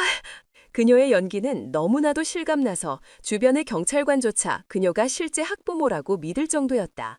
그녀는 그렇게 자연스럽게 경찰의 저지를 뚫고 건물의 가장 가까운 곳까지 접근하는 데 성공했다. 그리고 그녀는 건물 2층의 한 창문을 유심히 살폈다. 유일하게 커튼이 아주 살짝 1cm 정도 찢어진 곳이었다. 저곳이라면 내부를 확인할 수 있을지도 모른다. 그녀는 무전기에 대고 나지막에 속삭였다. 브라보 리더, 여기는 프린세스. 2층 3번 창문, 내부 확인 가능 지점 발견, 진입을 시도하겠다. 프린세스, 위험하다. 대기하라. 팀장의 만류에도 불구하고 그녀는 이미 움직이고 있었다. 그녀는 건물 뒤편 사람들의 시선이 닿지 않는 곳으로 돌아갔다. 그곳에는 다행히 도시가스 배관이 벽을 타고 2층까지 연결되어 있었다. 그녀는 망설임 없이 배관을 붙잡고 소리 없이 벽을 오르기 시작했다. 특수부조원처럼 훈련된 그녀에게 2층 높이의 벽을 오르는 것은 어려운 일이 아니었다. 그녀는 마침내 2층 창문턱에 도달했다. 그녀는 찢어진 커튼 틈새로 조심스럽게 안을 들여다보았다. 심정이 멎는 듯했다. 교실 안 수십 명의 아이들이 공포에 질려 구석에 옹기종기 모여 울고 있었다. 열 줄는 여교사는 아이들을 필사적으로 감싸 안고 있었다. 그리고 그들 앞으로 2명이 서 있었다. 한 명은 사냥용 엽총을 아이들에게 겨누고 있었고 다른 한 명은 칼을 든 채 창밖을 향해 무언가 계속해서 소리치고 있었다. 유진은 범인들의 얼굴을 확인하기 위해 조금 더 고개를 기울였다. 엽총을 든 남자는 마스크를 쓰고 있어 얼굴을 알아볼 수 없었다. 하지만 칼을 든 채 소리치고 있는 남자. 그의 얼굴을 확인한 순간 유진의 온몸이 얼어붙었다. 세상에 이런 잔인한 운명이 있을 수 있을까? 그녀는 자신의 눈을 의심했다. 그 남자는 아주 익숙한 얼굴이었다. 하지만 그의 얼굴보다 더 그녀를 충격에 빠뜨린 것은 그가 인질로 잡고 있는 단 한 명의 아이였다. 다른 아이들은 모두 구석에 몰려 있었지만 유일하게 한 여자아이가 범인의 다리 옆에서 울고 있었다. 범인은 그 아이의 목에 칼을 겨눈 채 이 아이의 아빠에게 돈을 가져오라고 전해 라고 소리치고 있었다. 그리고 그 아이의 얼굴. 며칠 전 온라인 커뮤니티를 뜨겁게 달구었던 한 장의 사진. 최민기 중사가 자신의 SNS에 자랑스럽게 올렸던 세상에서 가장 사랑하는 내 딸이라는 글과 함께 있던 바로 그 아이의 얼굴이었다. 자신을 그토록 괴롭혔던 악마, 자신을 나락으로 떨어뜨렸던 원수, 최민기 중사의 어린 딸이었다. 순간 강유진의 머릿속이 하얗게 비어버렸다. 최민기의 딸. 자신을 지옥으로 몰아넣은 원수의 딸이 지금 자신의 눈앞에서 칼날 아래 울고 있었다. 악마의 속삭임이 그녀의 귓가를 스쳤다. 그냥 모른 척 해버릴까? 저 아이의 아버지가 나에게 무슨 짓을 했는지 생각해봐. 저놈은 동정받을 자격이 없어. 저 아이가 어떻게 되든 그건 자업자득이야. 그녀의 심장이 차갑게 식어내렸다. 복수심이라는 검은 불꽃이 그녀의 이성을 마비시키려 했다. 하지만 그 순간 그녀의 귓가에 아이의 겁에 질린 울음소리가 다시 한번 파고들었다. 아빠, 보고 싶어, 엄마. 그 작은 속삭임에 유진은 정신이 번쩍 들었다. 아이는 아무 죄가 없다. 저 아이는 그저 아빠를 보고 싶어 하는 평범한 어린아이일 뿐이다. 내가 지금 입고 있는 이 군복은 개인의 복수를 위해 입은 것이 아니다. 국민의 생명을 지키기 위해, 설령 그 국민이 내 원수의 가족이라 할지라도 지켜내기 위해 입은 것이다. 그녀의 눈빛이 다시 변했다. 복수심의 불꽃은 꺼지고 그 자리에는 군인으로서의 차가운 사명감과 뜨거운 희생정신만이 남았다. 그녀는 무전기에 대고 그 어느 때보다도 침착하고 단호한 목소리로 속삭였다. 브라보 리더, 여기는 프린세스, 내부 상황 보고. 인질 중 범인의 주 공격 대상이 식별됐다. 6세 여아. 범인은 아이의 아버지를 찾고 있다. 금전 문제로 인한 원한관계 범행으로 추정. 그녀는 최민기의 이름을 입에 담지 않았다. 작전에 불필요한 개인적인 감정은 배제했다. 내가 내부로 진입하여 범인들의 시선을 교란하고 아이를 구출하겠다. 내가 아이를 확보하는 즉시 알파팀은 정문으로 강행 돌파하라. 교신 끝. 프린세스, 위험하다. 단독 행동은 허가할 수 없다. 팀장의 다급한 외침이 들려왔지만 유진은 이미 무전기를 꺼버렸다. 이것은 그녀 스스로 끝내야만 하는 싸움이었다. 그녀는 조심스럽게 창문 잠금 장치를 확인했다. 다행히 낡은 잠금 장치는 허술했다. 그녀는 주머니에서 작은 와이어를 꺼내 몇 번의 시도 끝에 소리 없이 잠금 장치를 푸는데 성공했다. 그녀는 숨을 죽이고 창문을 아주 천천히 10cm 정도만 열었다. 사람이 겨우 드나들 수 있는 좁은 틈이었다. 내부에서는 범인들이 여전히 창밖의 경찰과 대치하며 소리치고 있었다. 그들의 모든 신경은 정문에 쏠려 있었다. 지금이다. 유진은 한 마리의 고양이처럼 소리 없이 좁은 창문 틈으로 몸을 밀어넣었다. 그녀는 교실 안, 책장 뒤에 어두운 그림자 속으로 완벽하게 착지했다. 아무도 그녀의 잠입을 눈치채지 못했다. 그녀는 그림자 속에서 조용히 허리에 차고 있던 섬광탄과 연막탄을 꺼내들었다. 그리고 허벅지 홀스터에 있던 소음 권총의 안전장치를 풀었다. 그녀는 마지막으로 아이를 바라보았다. 아이는 공포에 질려 거의 실신 직전이었다. 조금만 참아, 내가 구해줄게. 그녀는 무언의 약속을 보냈다. 그녀는 심호흡을 했다. 그리고 움직였다. 그녀는 책장 그림자 속에서 뛰쳐나오며 2개의 탄을 동시에 범인들의 발밑으로 굴려 넣었다. 지금이야! 그녀는 아이를 감싸고 있던 여교사를 향해 외쳤다. 다음 순간, 펑! 섬광탄이 터지며 눈을 멀게 하는 강렬한 빛과 귀를 찢는 굉음이 교실 전체를 뒤덮었다. 동시에 연막탄에서 피어난 자욱한 최루성 연기가 순식간에 교실 안을 가득 메웠다. 크악! 뭐야! 콜록! 콜록! 눈을 뜰 수가 없어! 범인들이 비명을 지르며 허우적거렸다. 그 찰나의 순간 유진은 이미 아이를 향해 몸을 날린 뒤였다. 그녀는 아이를 끌어안고 몸을 굴려 가장 가까운 책상 밑으로 몸을 숨겼다. 동시에 바깥에서 대기하고 있던 특임대 알파팀이 교실 정문을 폭파하며 안으로 쏟아져 들어왔다. 쾅! 손들어! 움직이면 쏜다! 혼란 속에서 엽총을 든 범인이 연기 속을 향해 미친 듯이 총을 난사하기 시작했다. 탕! 탕! 총알 하나가 유진이 숨어있는 책상을 뚫고 그녀의 팔을 스쳐 지나갔다.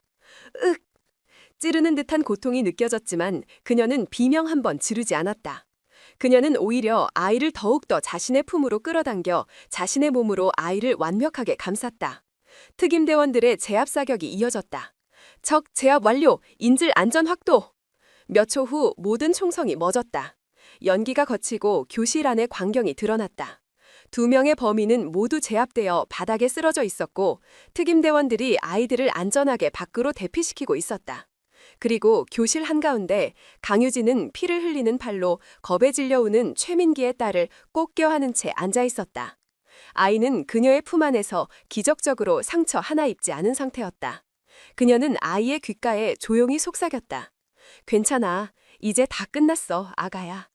아이는 그제야 참았던 울음을 터뜨리며 그녀의 목을 와락 끌어안았다. 이 모든 광경은 밖에서 대기하고 있던 수십 대의 방송 카메라를 통해 대한민국 전역으로 생중계되고 있었다. 사람들은 숨을 죽이고 지켜보았다.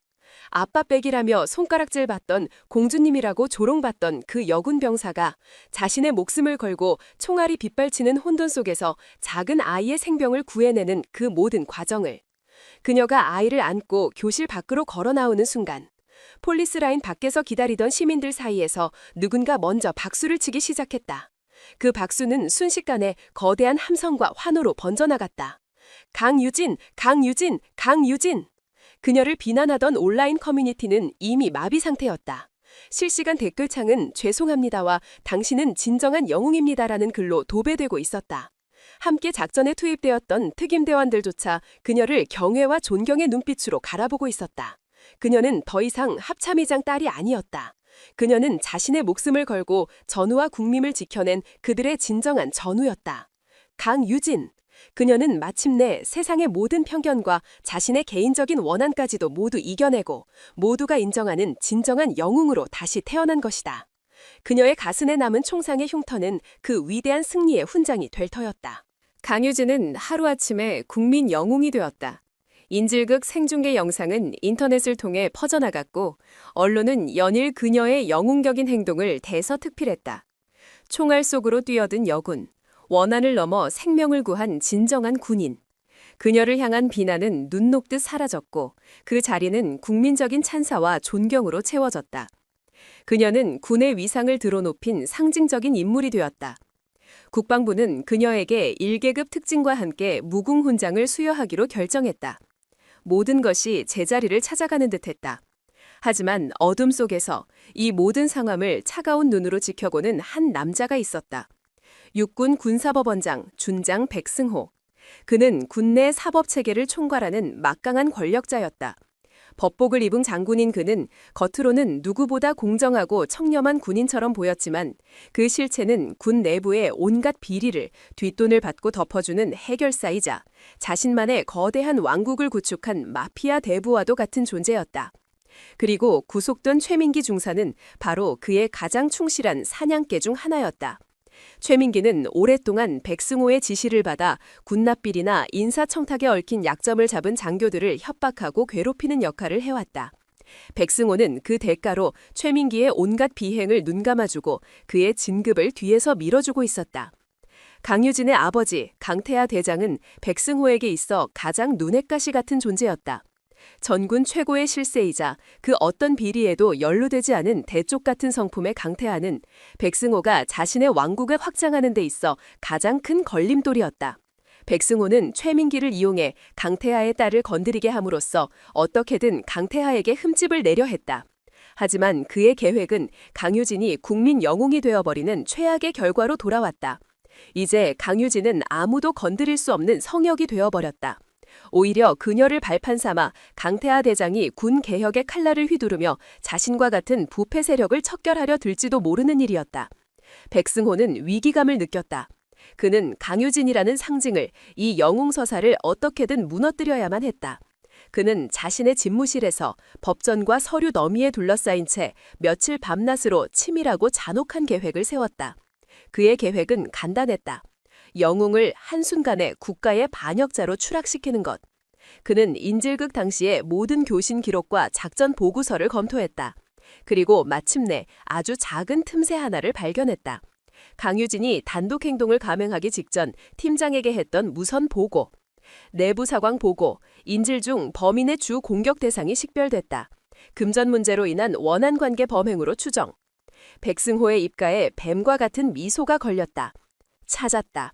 그는 즉시 군 검찰부에 자신의 신복들을 소집했다. 지금부터 내가 하는 말을 잘 들어라. 이것은 군의 명운이 걸린 일이다.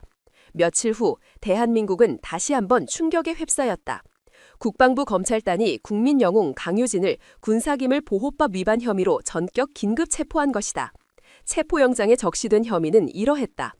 강유진 이병은 인질구출 작전 당시 적법한 절차를 무시하고 단독 행동을 감행했으며 이 과정에서 군의 공식적인 작전 계획 및 내부 교신 내용을 외부에 유출하여 적에 대해 이롭게 할 수 있는 위험을 초래하였음. 말도 안 되는 혐의였다. 그녀가 교신한 대상은 아군 제휘관이었고 그녀의 행동은 오히려 인질을 구하는 결정적인 역할을 했다. 하지만 백승호는 법을 무기로 진실을 교묘하게 뒤틀었다. 그는 군사기밀의 범위를 자의적으로 해석하고 그녀의 모든 영웅적인 행동을 규정 위반과 돌출 행동으로 둔갑시켰다. 그는 자신이 통제하는 군사 언론을 통해 여론몰이를 시작했다. 국민 영웅인가, 규정 위반으로 작전을 망칠 뻔한 돌출 병사인가, 단독 행동으로 동료들을 위험에 빠뜨린 영웅의 두 얼굴. 여론은 다시 한번 혼란에 빠졌다. 며칠 전까지 그녀를 칭송하던 사람들은 군사법원과 검찰이라는 국가 공권력의 발표에 의심을 품기 시작했다. 뭔가 다른 이유가 있는 거 아니야? 강태하 대장은 딸의 체포 소식에 격노했다. 그는 당장이라도 군 검찰을 뒤집어 엎고 딸을 구해내고 싶었다. 하지만 그는 그럴 수 없었다. 백승호는 교묘하게 함정을 파놓았다. 만약 합참의 의장인 강태하가 이 수사에 개입하는 순간 그것은 아버지가 딸의 범죄를 덮어주려는 직권 남용이 되어버리는 것이었다. 백승호가 노린 것이 바로 그것이었다. 그는 강태하의 손발을 완벽하게 묶어버린 것이다.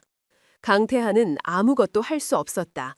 그저 무력하게 자신의 딸이 법이라는 이름의 괴물에게 끌려 들어가는 것을 지켜볼 수밖에 없었다. 강유진은 차가운 군 교도소 독방에 갇혔다.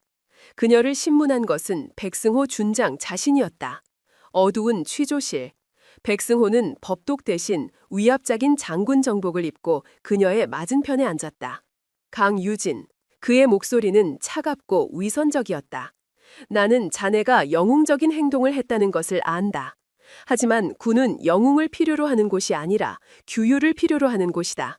자네의 돌출 행동 하나가 군 전체의 기강을 무너뜨릴 수 있다는 것을 왜 몰랐나?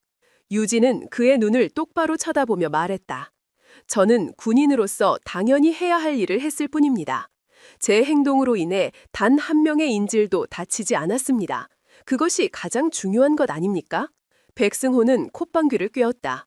결과가 좋다고 해서 과정의 불법성이 정당화될 수는 없지. 지금이라도 순순히 자백하게.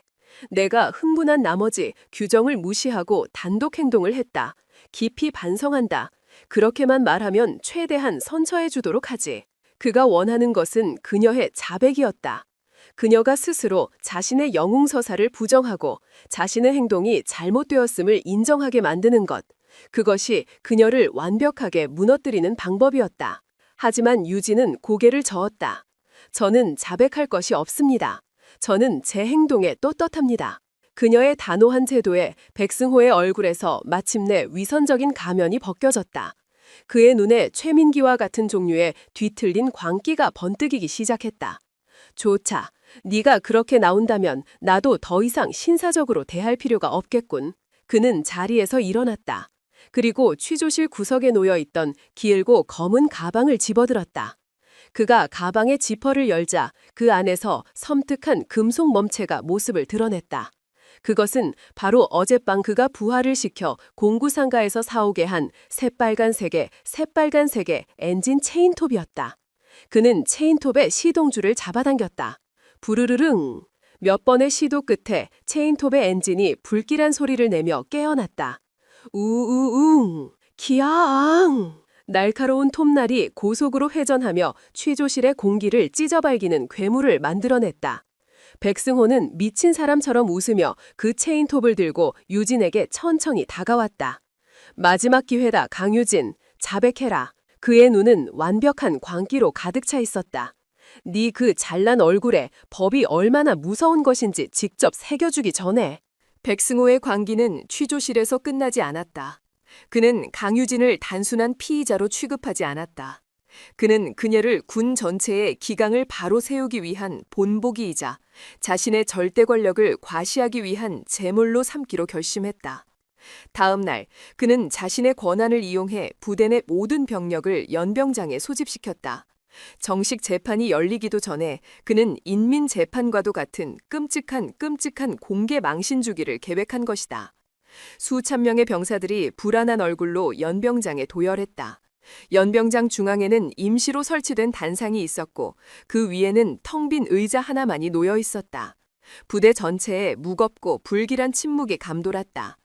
잠시 후 헌병들에게 양팔을 붙들린 강유진이 끌려 나왔다. 그녀는 하룻밤 사이에 수척해져 있었지만 눈빛만은 여전히 죽지 않고 살아있었다. 그녀는 묵묵히 단상 위의 의자에 앉혀졌고 팔과 다리가 의자에 단단히 결박되었다. 백승호 준장이 법복이 아닌 위압적인 검은색 장군 정복을 입고 단상 위로 올라섰다. 그는 마이크를 잡고 모여있는 수천 명의 병사들을 향해 연설을 시작했다. 그의 목소리는 거짓된 분노와 위선으로 가득 차 있었다. 제군들, 지금 제군들의 눈앞에 군의 명예를 더럽힌 한 명의 죄인이 앉아있다. 그가 유진을 손가락으로 가리켰다. 이 자는 국민 영웅이라는 가면 뒤에 숨어 군의 규율과 질서를 무시하고 자신의 독단적인 영웅심에 취해 동료들을 위험에 빠뜨린 용서받지 못할 죄인이다. 병사들 사이에서 동요가 일어났다.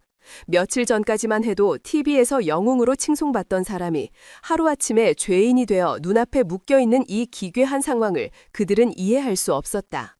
백승호는 계속해서 소리쳤다. 군은 영웅을 필요로 하지 않는다. 군은 오직 명령에 살고 명령에 죽는 강철 같은 규율을 필요로 할 뿐이다. 이 자는 그 규율을 무너뜨리려 했다. 나는 오늘 군사법원장의 이름으로 무너진 군규를 바로 세우고 이 자에게 법의 무서움을 똑똑히 가르쳐 줄 것이다. 그는 연설을 마친 뒤 단상 아래에 있던 자신의 신복 헌병 2명에게 눈짓했다. 끌어내. 헌병들이 유진을 의자에서 거칠게 끌어내려 단상 중앙에 무릎을 꿇렸다. 뭐 하는 짓입니까? 이것은 명백한 불법 행위입니다. 유진이 저항하며 외쳤지만 헌병들은 그녀의 머리채를 잡고 바닥에 내리찍었다. 백승호는 비웃으며 말했다. 불법, 여기에선 내가 바로 법이다. 그는 자신의 허리띠를 풀었다. 그리고 그 통가죽 허리띠로 유진의 등을 사정없이 내리치기 시작했다. 착, 크, 착, 착. 살점이 터지는 듯한 날카로운 소리가 연병장 전체에 울려 퍼졌다. 유진은 비명 한 번 지르지 않고 이빨을 악물었다. 그녀의 등 위로 붉은 피가 군복을 적시기 시작했다. 지켜보던 어린 병사들 중 몇몇은 차마 그 끔찍한 광경을 보지 못하고 고개를 돌렸다. 이것은 군기 확립이 아니었다. 명백한 광기 어린 폭력이었다. 하지만 백승호의 고문은 거기서 멈추지 않았다. 그는 헐떡이는 유진의 머리채를 잡고 그녀의 얼굴을 억지로 들어 올렸다. 아직도 네 죄를 인정하지 못하겠나? 유진은 피 섞인 침을 뱉으며 증오에 찬 눈으로 그를 노려보았다. 나는 죄가 없다. 이 악마 같은 놈. 그녀의 꺾이지 않는 눈빛에 백승호의 마지막 남은 이성이 끊어졌다. 좋다. 네가 자초한 일이다. 그는 부하에게 다시 한번 손짓했다. 부하가 달려와 그의 발밑에 어제 취조실에서 사용했던 그 끔찍한 물건 새빨간 엔진 체인톱을 가져다 놓았다. 백승호는 체인톱의 시동줄을 다시 한번 잡아당겼다. 켠, 켠. 고막을 찢는 굉음이 연병장 전체를 집어삼켰다. 고속으로 회전하는 톱날이 아침 햇살을 받아 섬뜩하게 번쩍였다. 병사들의 얼굴이 공포로 새하얗게 질렸다. 저것은 단순한 위협이 아니었다. 저 미치광이는 정말로 무슨 짓을 할지 모르는 자였다. 백승호는 굉음을 내는 체인톱을 들고 무릎 꿇려 있는 유진에게 천천히 다가갔다. 그는 모든 병사들이 들으라는 듯 마이크에 대고 외쳤다. 마지막으로 묻겠다, 강유진. 너는 군사기밀 보호법을 위반하고 동료들을 위험에 빠뜨린 너의 죄를 인정하는가? 유진은 대답하지 않았다. 그녀는 그저 죽음을 목전에 둔 사람 특유의 초연한 눈빛으로 그를 바라볼 뿐이었다. 좋다. 대답이 없으니 인정하는 것으로 알겠다. 백승호의 입가에 뒤틀린 미소가 걸렸다. 하지만 그 죄를 지은 너의 입과 그 오만한 표정을 짓고 있는 너의 얼굴은 더 이상 이 세상에 존재할 가치가 없지. 그의 목소리가 뱀처럼 속삭였다. 네 애비가 널 구해줄 것 같아? 이 개같은 년. 그는 유진의 턱을 군홧발로 짓밟아 고정시켰다. 네 애비가 별 4개면 뭐해? 여기선 내가 법이다. 그는 천천히, 아주 천천히 굉음을 내는 체인톱을 그녀의 얼굴을 향해 가져갔다. 회전하는 톱날이 그녀의 뺨에 닿기 직전 불과 몇 센티미터 앞에서 멈췄다. 뜨거운 엔진 열기와 역한 기름 냄새가 그녀의 코를 찔렀다. 톱날이 만들어내는 바람이 그녀의 머리카락을 흩날렸다. 모든 것이 끝났다. 그녀는 인생 최악의 가장 깊은 절망의 나락으로 떨어졌다. 아버지는 자신을 구해줄 수 없다. 동료들은 공포에 질려 외면하고 있다. 법과 정의는 저 미치광이의 소나기에서 더러운 흉기로 변해버렸다. 아무도 그녀를 도와줄 수 없었다. 그녀는 필사적으로 저항하려 했지만 헌병들에게 짓눌린 몸은 꿈쩍도 하지 않았다. 죽음의 공포가 온몸을 덮쳐왔다. 하지만 그 공포의 가장 깊은 곳에서 아주 작은 불씨 하나가 꺼지지 않고 남아있었다. 그것은 분노였다. 이 부조리한 세상에 대한, 저 악마 같은 권력에 대한, 그리고 무력하게 꺾여버릴지도 모르는 자기 자신에 대한 마지막 남은 분노. 그녀는 결국 두 눈을 질끔 감았다. 두려움 때문이 아니었다. 터져나오는 분노를 억누르기 위해서였다. 그래, 죽여라, 이 개자식아. 하지만 내가 죽어서 귀신이 되어서라도 네 놈의 그 더러운 가죽을 벗겨내고 네 놈의 죄를 온 세상에 알릴 것이다. 그녀는 마음속으로 마지막 저주를 퍼부었다. 백승호는 그녀의 포기하지 않는 눈빛에 마침내 인내심을 잃었다. 고집불통인 년! 그는 체인톱을 쥔 손에 힘을 주었다. 톱날이 마침내 그녀의 하얀 뺨을 향해 파고들기 시작했다. 육군 교도소의 차갑고 음습한 독방. 최민기 전중사는 퀴퀴한 냄새가 나는 담요를 뒤집어 쓴 채 작은 벽걸이 TV 화면을 멍하니 달아보고 있었다. 화면 속에서는 며칠 전까지만 해도 자신을 그토록 증오하고 괴롭혔던 강유진이 이제는 또 다른 괴물의 손에 의해 처참하게 짓밟히고 있었다. 그는 처음에는 고소하다고 생각했다. 꼴 좋다, 저 오만한 년. 자신을 나락으로 떨어뜨린 그녀가 똑같이 고통받는 모습에 그는 잠시나마 뒤틀린 쾌감을 느꼈다. 하지만 화면 속 백승호의 광기가 극에 달할수록 최민기의 표정은 점점 굳어갔다. 허리띠로 등을 내리치는 장면, 그것은 자신이 하던 괴롭힘과는 차원이 다른 순수한 악애였다. 그리고 마침내 백승호가 굉음을 내는 체인톱을 들고 나타났을 때 최민기의 온몸이 자신도 모르게 부들부들 떨리기 시작했다. 저 미친 새끼. 그는 백승호가 잔인하고 부패한 인간이라는 것은 알고 있었다. 하지만 이 정도일 줄은 몰랐다. 저것은 군인도 법관도 아니었다. 그저 권력이라는 칼을 쥔 미치광이 살인마일 뿐이었다. 그리고 그의 시선이 체인톱 날 앞에서도 조금도 꺾이지 않는 강유진의 눈빛에 닿았다. 그녀는 울지도 빌지도 않았다. 그녀의 눈에는 오직 불의에 대한 경멸과 분노만이 담겨 있었다. 바로 그 순간 최민기의 뇌리에 며칠 전 인질극 현장에서 자신의 딸을 품에 안고 있던 그녀의 모습이 섬광처럼 스쳐 지나갔다. 총알이 빗발치는 교실, 피를 흘리면서도 그녀는 자신의 몸으로 원수의 딸을 끝까지 지켜냈다. 괜찮아, 이제 다 끝났어, 아가야. 그녀의 목소리가 환청처럼 귓가에 울렸다. 그는 지금까지 강유진이 자신을 파멸시키기 위해 일부러 인질극에 뛰어들었다고 영웅 행세를 하며 자신을 비참하게 만들었다고 믿고 싶었다. 하지만 아니었다. 그녀의 눈빛은 진짜였다. 그녀는 정말로 아무런 사심 없이 군인으로서의 사명감만으로 자신의 딸을 구해준 것이었다. 최민기의 입에서 의미를 알 수 없는 신음이 터져나왔다. 그의 마음속 가장 깊은 곳에 남아있던 아주 희미한 양심의 불씨가 마침내 타오르기 시작했다. 그는 깨달았다. 진짜 악마는 강유진이 아니었다. 자신을 뒤를 봐주고 자신을 이용했던 백승호, 그리고 그런 괴물의 사냥개가 되어 아무 죄 없는 사람을 괴롭혔던 자기 자신, 진짜 악마는 바로 자신들이었다. 그는 TV 화면 속에서 체인톱 날이 마침내 그녀의 뺨을 향해 파고들려는 찰나를 보았다. 안 돼! 그는 자신도 모르게 소리쳤다. 그는 더 이상 지켜보고만 있을 수 없었다. 이대로 강유진이 죽게 내버려둔다면 자신은 평생 악마에게 영혼을 판 쓰레기로 딸을 구해준 은인의 죽음을 관관한 비겁자로 살아가게 될 것이다. 그는 무언가 해야만 했다. 그는 미친 듯이 머리를 굴렸다. 자신에게는 아무 힘이 없었다. 하지만 그에게는 무기가 있었다. 백승호의 목을 겨눌 수 있는 가장 치명적인 무기.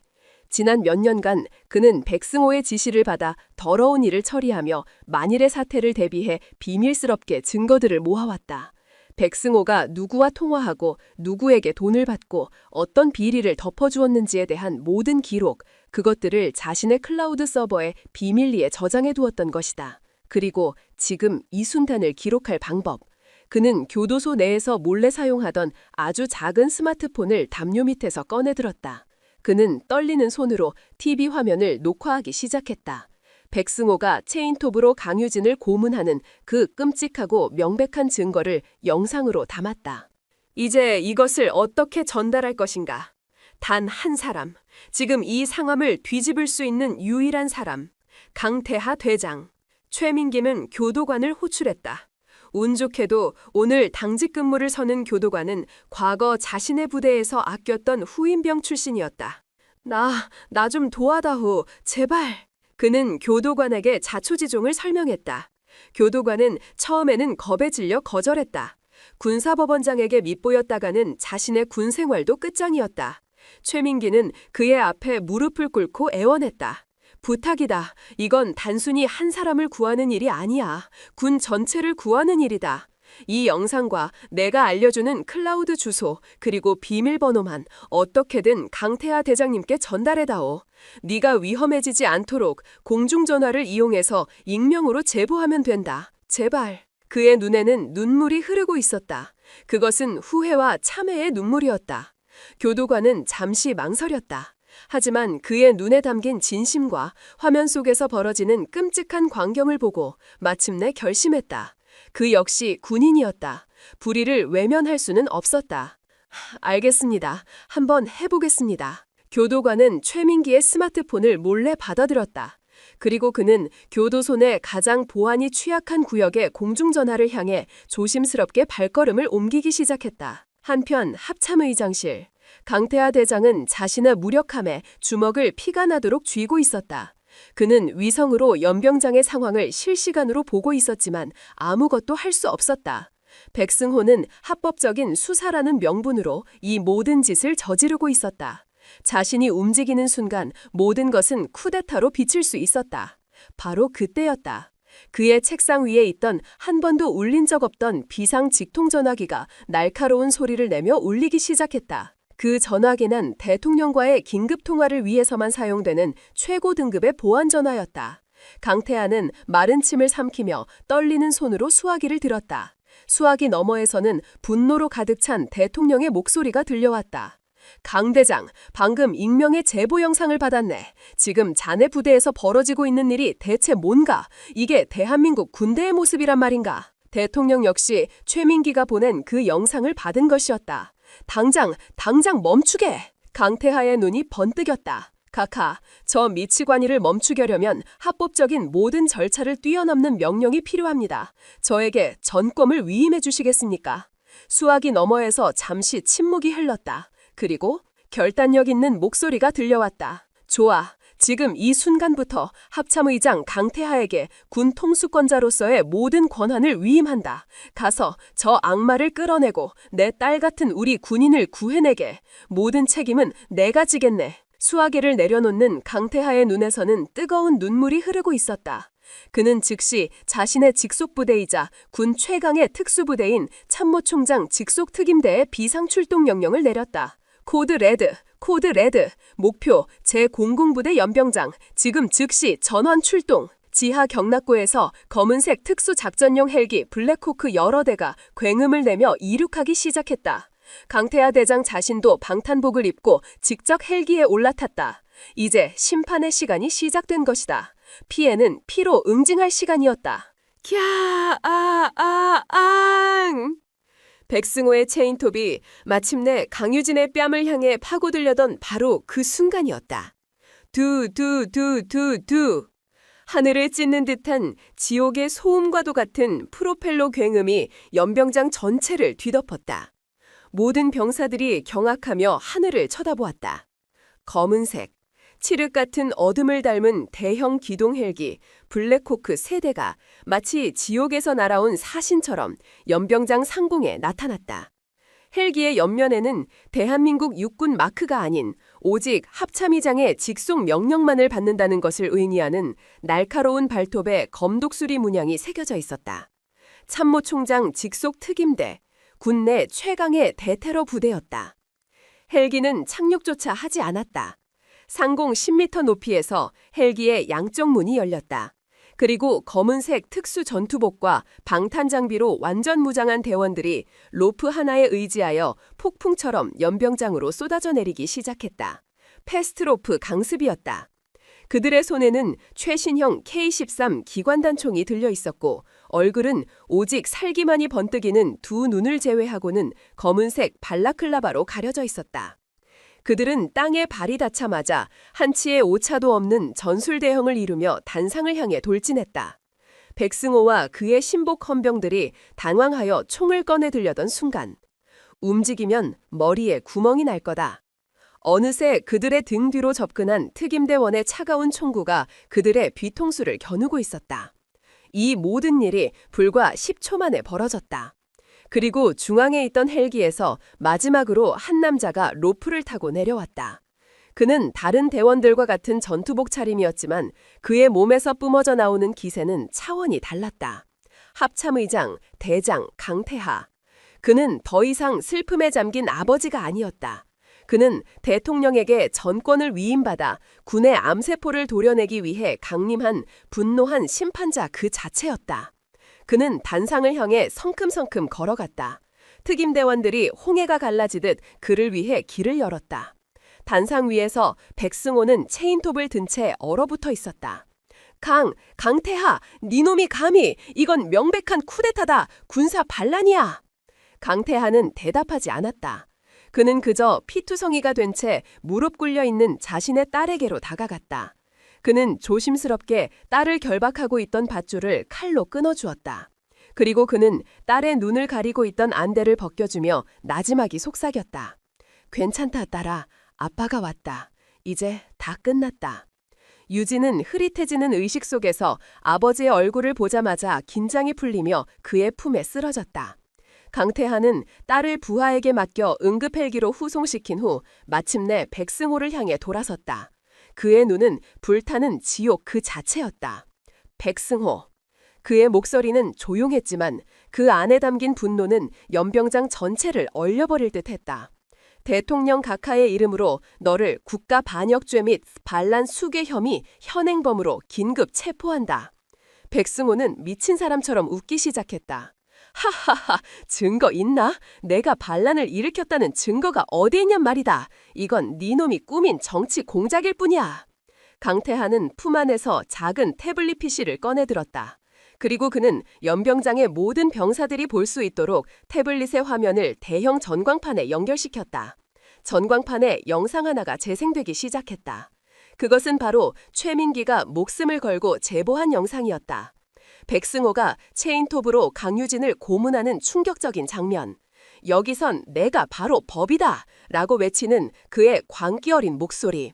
그 모든 것이 수천 명의 병사들과 때마침 도착한 언론사 기자들의 카메라 앞에서 만천하에 공개되었다. 연병장은 경악과 분노로 술렁였다.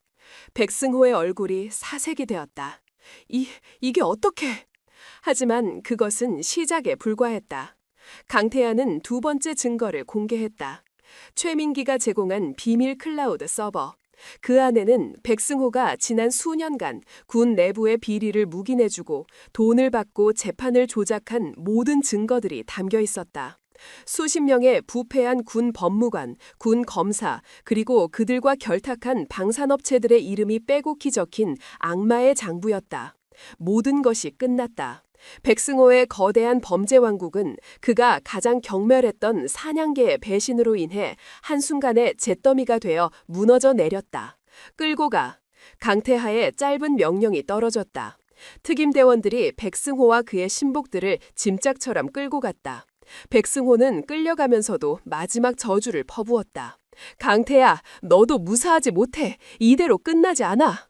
그의 외침은 허공에 흩어졌다. 그날 오후 국방부는 다시 한번 뒤집혔다. 합참의장이 대통령의 전권을 위임받아 군사법원장과 그 휘하의 군검찰 조직 전체를 반란 수괴 혐의로 전격 체포했다는 소식. 군사법체계의 심장부에서 거대한 마피아 조직이 수십 년간 암약해왔다는 충격적인 진실. 대한민국은 건군 이래 최악의 스캔들에 휩싸였다. 강태하는 멈추지 않았다. 그는 대통령의 지지하에 군 개혁의 칼날을 무자비하게 휘둘렀다. 백승호의 장부에 이름이 오른 모든 부패 군인들이 체포되었다. 수십 개의 별들이 하룻밤 사이에 떨어져 나갔다. 그들과 결탁했던 방산업체들은 모두 해체되었고 그들의 재산은 국고로 환수되었다. 군의 가장 어둡고 깊은 곳에 자리 잡고 있던 거대한 고름이 마침내 터져 나온 것이다. 며칠 후 군사재판이 열렸다.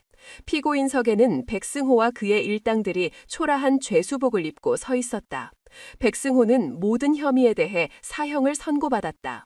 법을 수호해야 할 자가 오히려 법을 이용해 자신의 왕국을 건설하고 무고한 이들을 짓밟은 죄, 그 어떤 죄보다도 무거운 죄값을 치르게 된 것이다. 궁극의 정의는 가장 압도적인 방식으로 실현되었다. 한때 군 전체를 공포에 떨게 했던 법복 입은 마피아 조직은 그렇게 역사 속으로 완전히 사라졌다.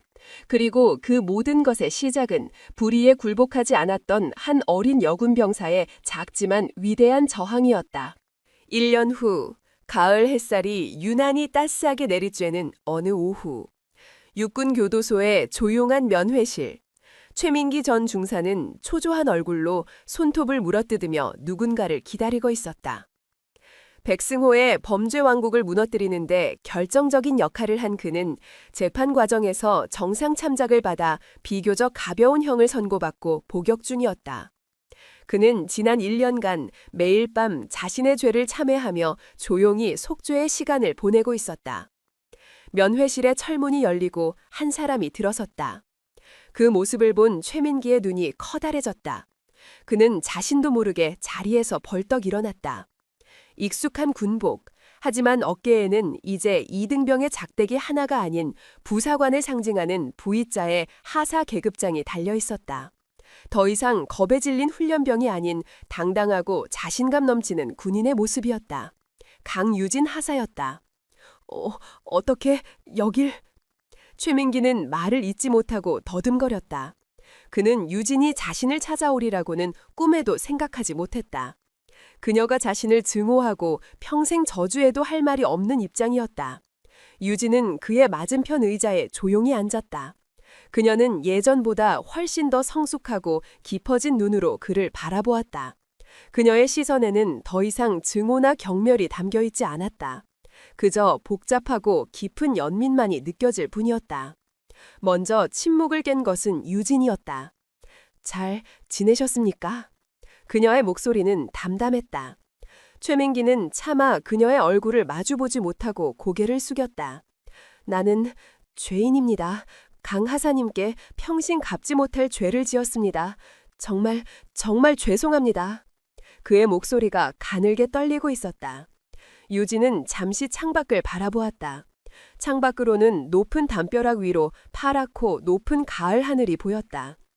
당신을 증오했습니다. 그녀가 조용히 말했다. 당신 때문에 모든 것을 포기하고 싶었던 적도 있었습니다. 당신과 그리고 당신 뒤에 있던 백승호라는 거대한 악을 평생 저주하며 살게 될 거라고 생각했습니다.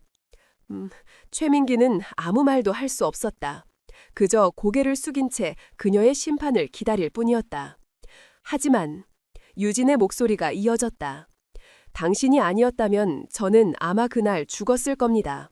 그리고 백승호의 범죄도 군의 부패도 영원히 어둠 속에 묻혔겠죠. 당신은 당신의 목숨을 걸고 저와 그리고 군 전체를 구한 겁니다. 그녀는 비로소 최민기를 똑바로 쳐다보았다. 물론 당신이 저에게 저지른 죄가 사라지는 것은 아닙니다. 하지만 당신은 당신의 죄를 스스로의 손으로 씻어냈습니다. 당신은 비겁한 가해자였지만 마지막 순간에는 용기 있는 내부 고발자였습니다. 그녀는 자리에서 일어나 면회실 테이블 위에 작은 쇼핑백 하나를 올려놓았다. 쇼핑백 안에는 예쁜 인형과 아이들이 좋아할 만한 과자들이 가득 들어있었다. 최민기는 쇼핑백과 유진의 얼굴을 번갈아 쳐다보았다. 그의 눈에서 마침내 뜨거운 눈물이 왈칵 쏟아져 내렸다. 그는 차가운 면회실 바닥에 무릎을 꿇고 어린 아이처럼 목 놓아 울기 시작했다. 그것은 후회와 감사 그리고 뭐라 형용할 수 없는 감정이 뒤섞인 참회의 눈물이었다. 감사합니다. 정말 감사합니다. 유진은 그런 그를 더 이상 아무 말 없이 그저 조용히 바라볼 뿐이었다. 그녀는 이미 그를 용서한 것이었다. 원수를 용서하는 것, 그것은 적을 힘으로 굴복시키는 것보다 훨씬 더 어렵고 위대한 승리라는 것을 그녀는 이제 알고 있었다. 그녀는 적을 이겼을 뿐만 아니라 자기 자신의 마음속에 있던 증오까지도 이겨낸 것이다. 면회를 마치고 교도소 밖으로 나온 유진의 발걸음은 그 어느 때보다도 가벼웠다. 교도소 정문 앞 나무 그늘 아래에서 작은 여자아이 하나가 엄마의 손을 잡고 그녀를 기다리고 있었다. 최민기의 딸이었다. 아이의 엄마는 유진에게 깊이 고개를 숙이며 몇 번이고 감사 인사를 전했다. 유진은 아이의 앞에 쪼그리고 앉아 아이와 눈을 맞추었다. 안녕, 이름이 뭐니? 최보람이에요. 아이는 낯을 가리면서도 자신을 구해준 생명의 은인을 알아본 듯 수줍게 웃었다. 유진은 주머니에서 작은 별 모양의 사탕 하나를 꺼내 아이의 손에 쥐어주었다. 보람아, 아빠는 아주 용감한 일을 하셔서 지금 잠시 멀리 가 계신 거야. 곧 돌아오실 거야. 그때까지 엄마 말씀 잘 듣고 씩씩하게 기다릴 수 있지? 네. 아이는 고개를 끄덕이며 환하게 웃었다. 유진은 그 아이의 웃는 얼굴에서 자신의 과거와 그리고 자신이 지켜낸 이 나라의 미래를 보았다. 그녀는 아이의 머리를 부드럽게 쓰다듬어주고 자리에서 일어났다. 그녀는 더 이상 과거에 얽매이지 않았다. 그녀는 자신의 상처를 용서로 치유했고 그 상처를 통해 더 강하고 자비로운 사람으로 다시 태어났다. 그녀는 이제 군인으로서 그리고 한 명의 인간으로서 진정한 평화를 얻은 것이다. 그녀는 저 멀리 자신을 기다리고 있을 새로운 인물을 향해 가벼운 발걸음으로 당당하게 걸어갔다. 그녀의 등 뒤로 파란 가을 하늘이 눈부시게 펼쳐져 있었다. 강유진은 자신의 명예를 위해 싸움을 시작했지만 용서와 화해로 그 싸움을 끝맺었습니다. 그녀는 증명했습니다. 가장 위대한 힘은 적을 처단하는 힘이 아니라 그들을 구원하고 용서하는 힘이라는 것을. 여러분은 어떻게 생각하십니까? 자신을 그토록 괴롭혔던 원수를 용서한 강유진의 행동은 과연 옳은 것이었을까요? 여러분의 소중한 의견을 댓글로 남겨주세요.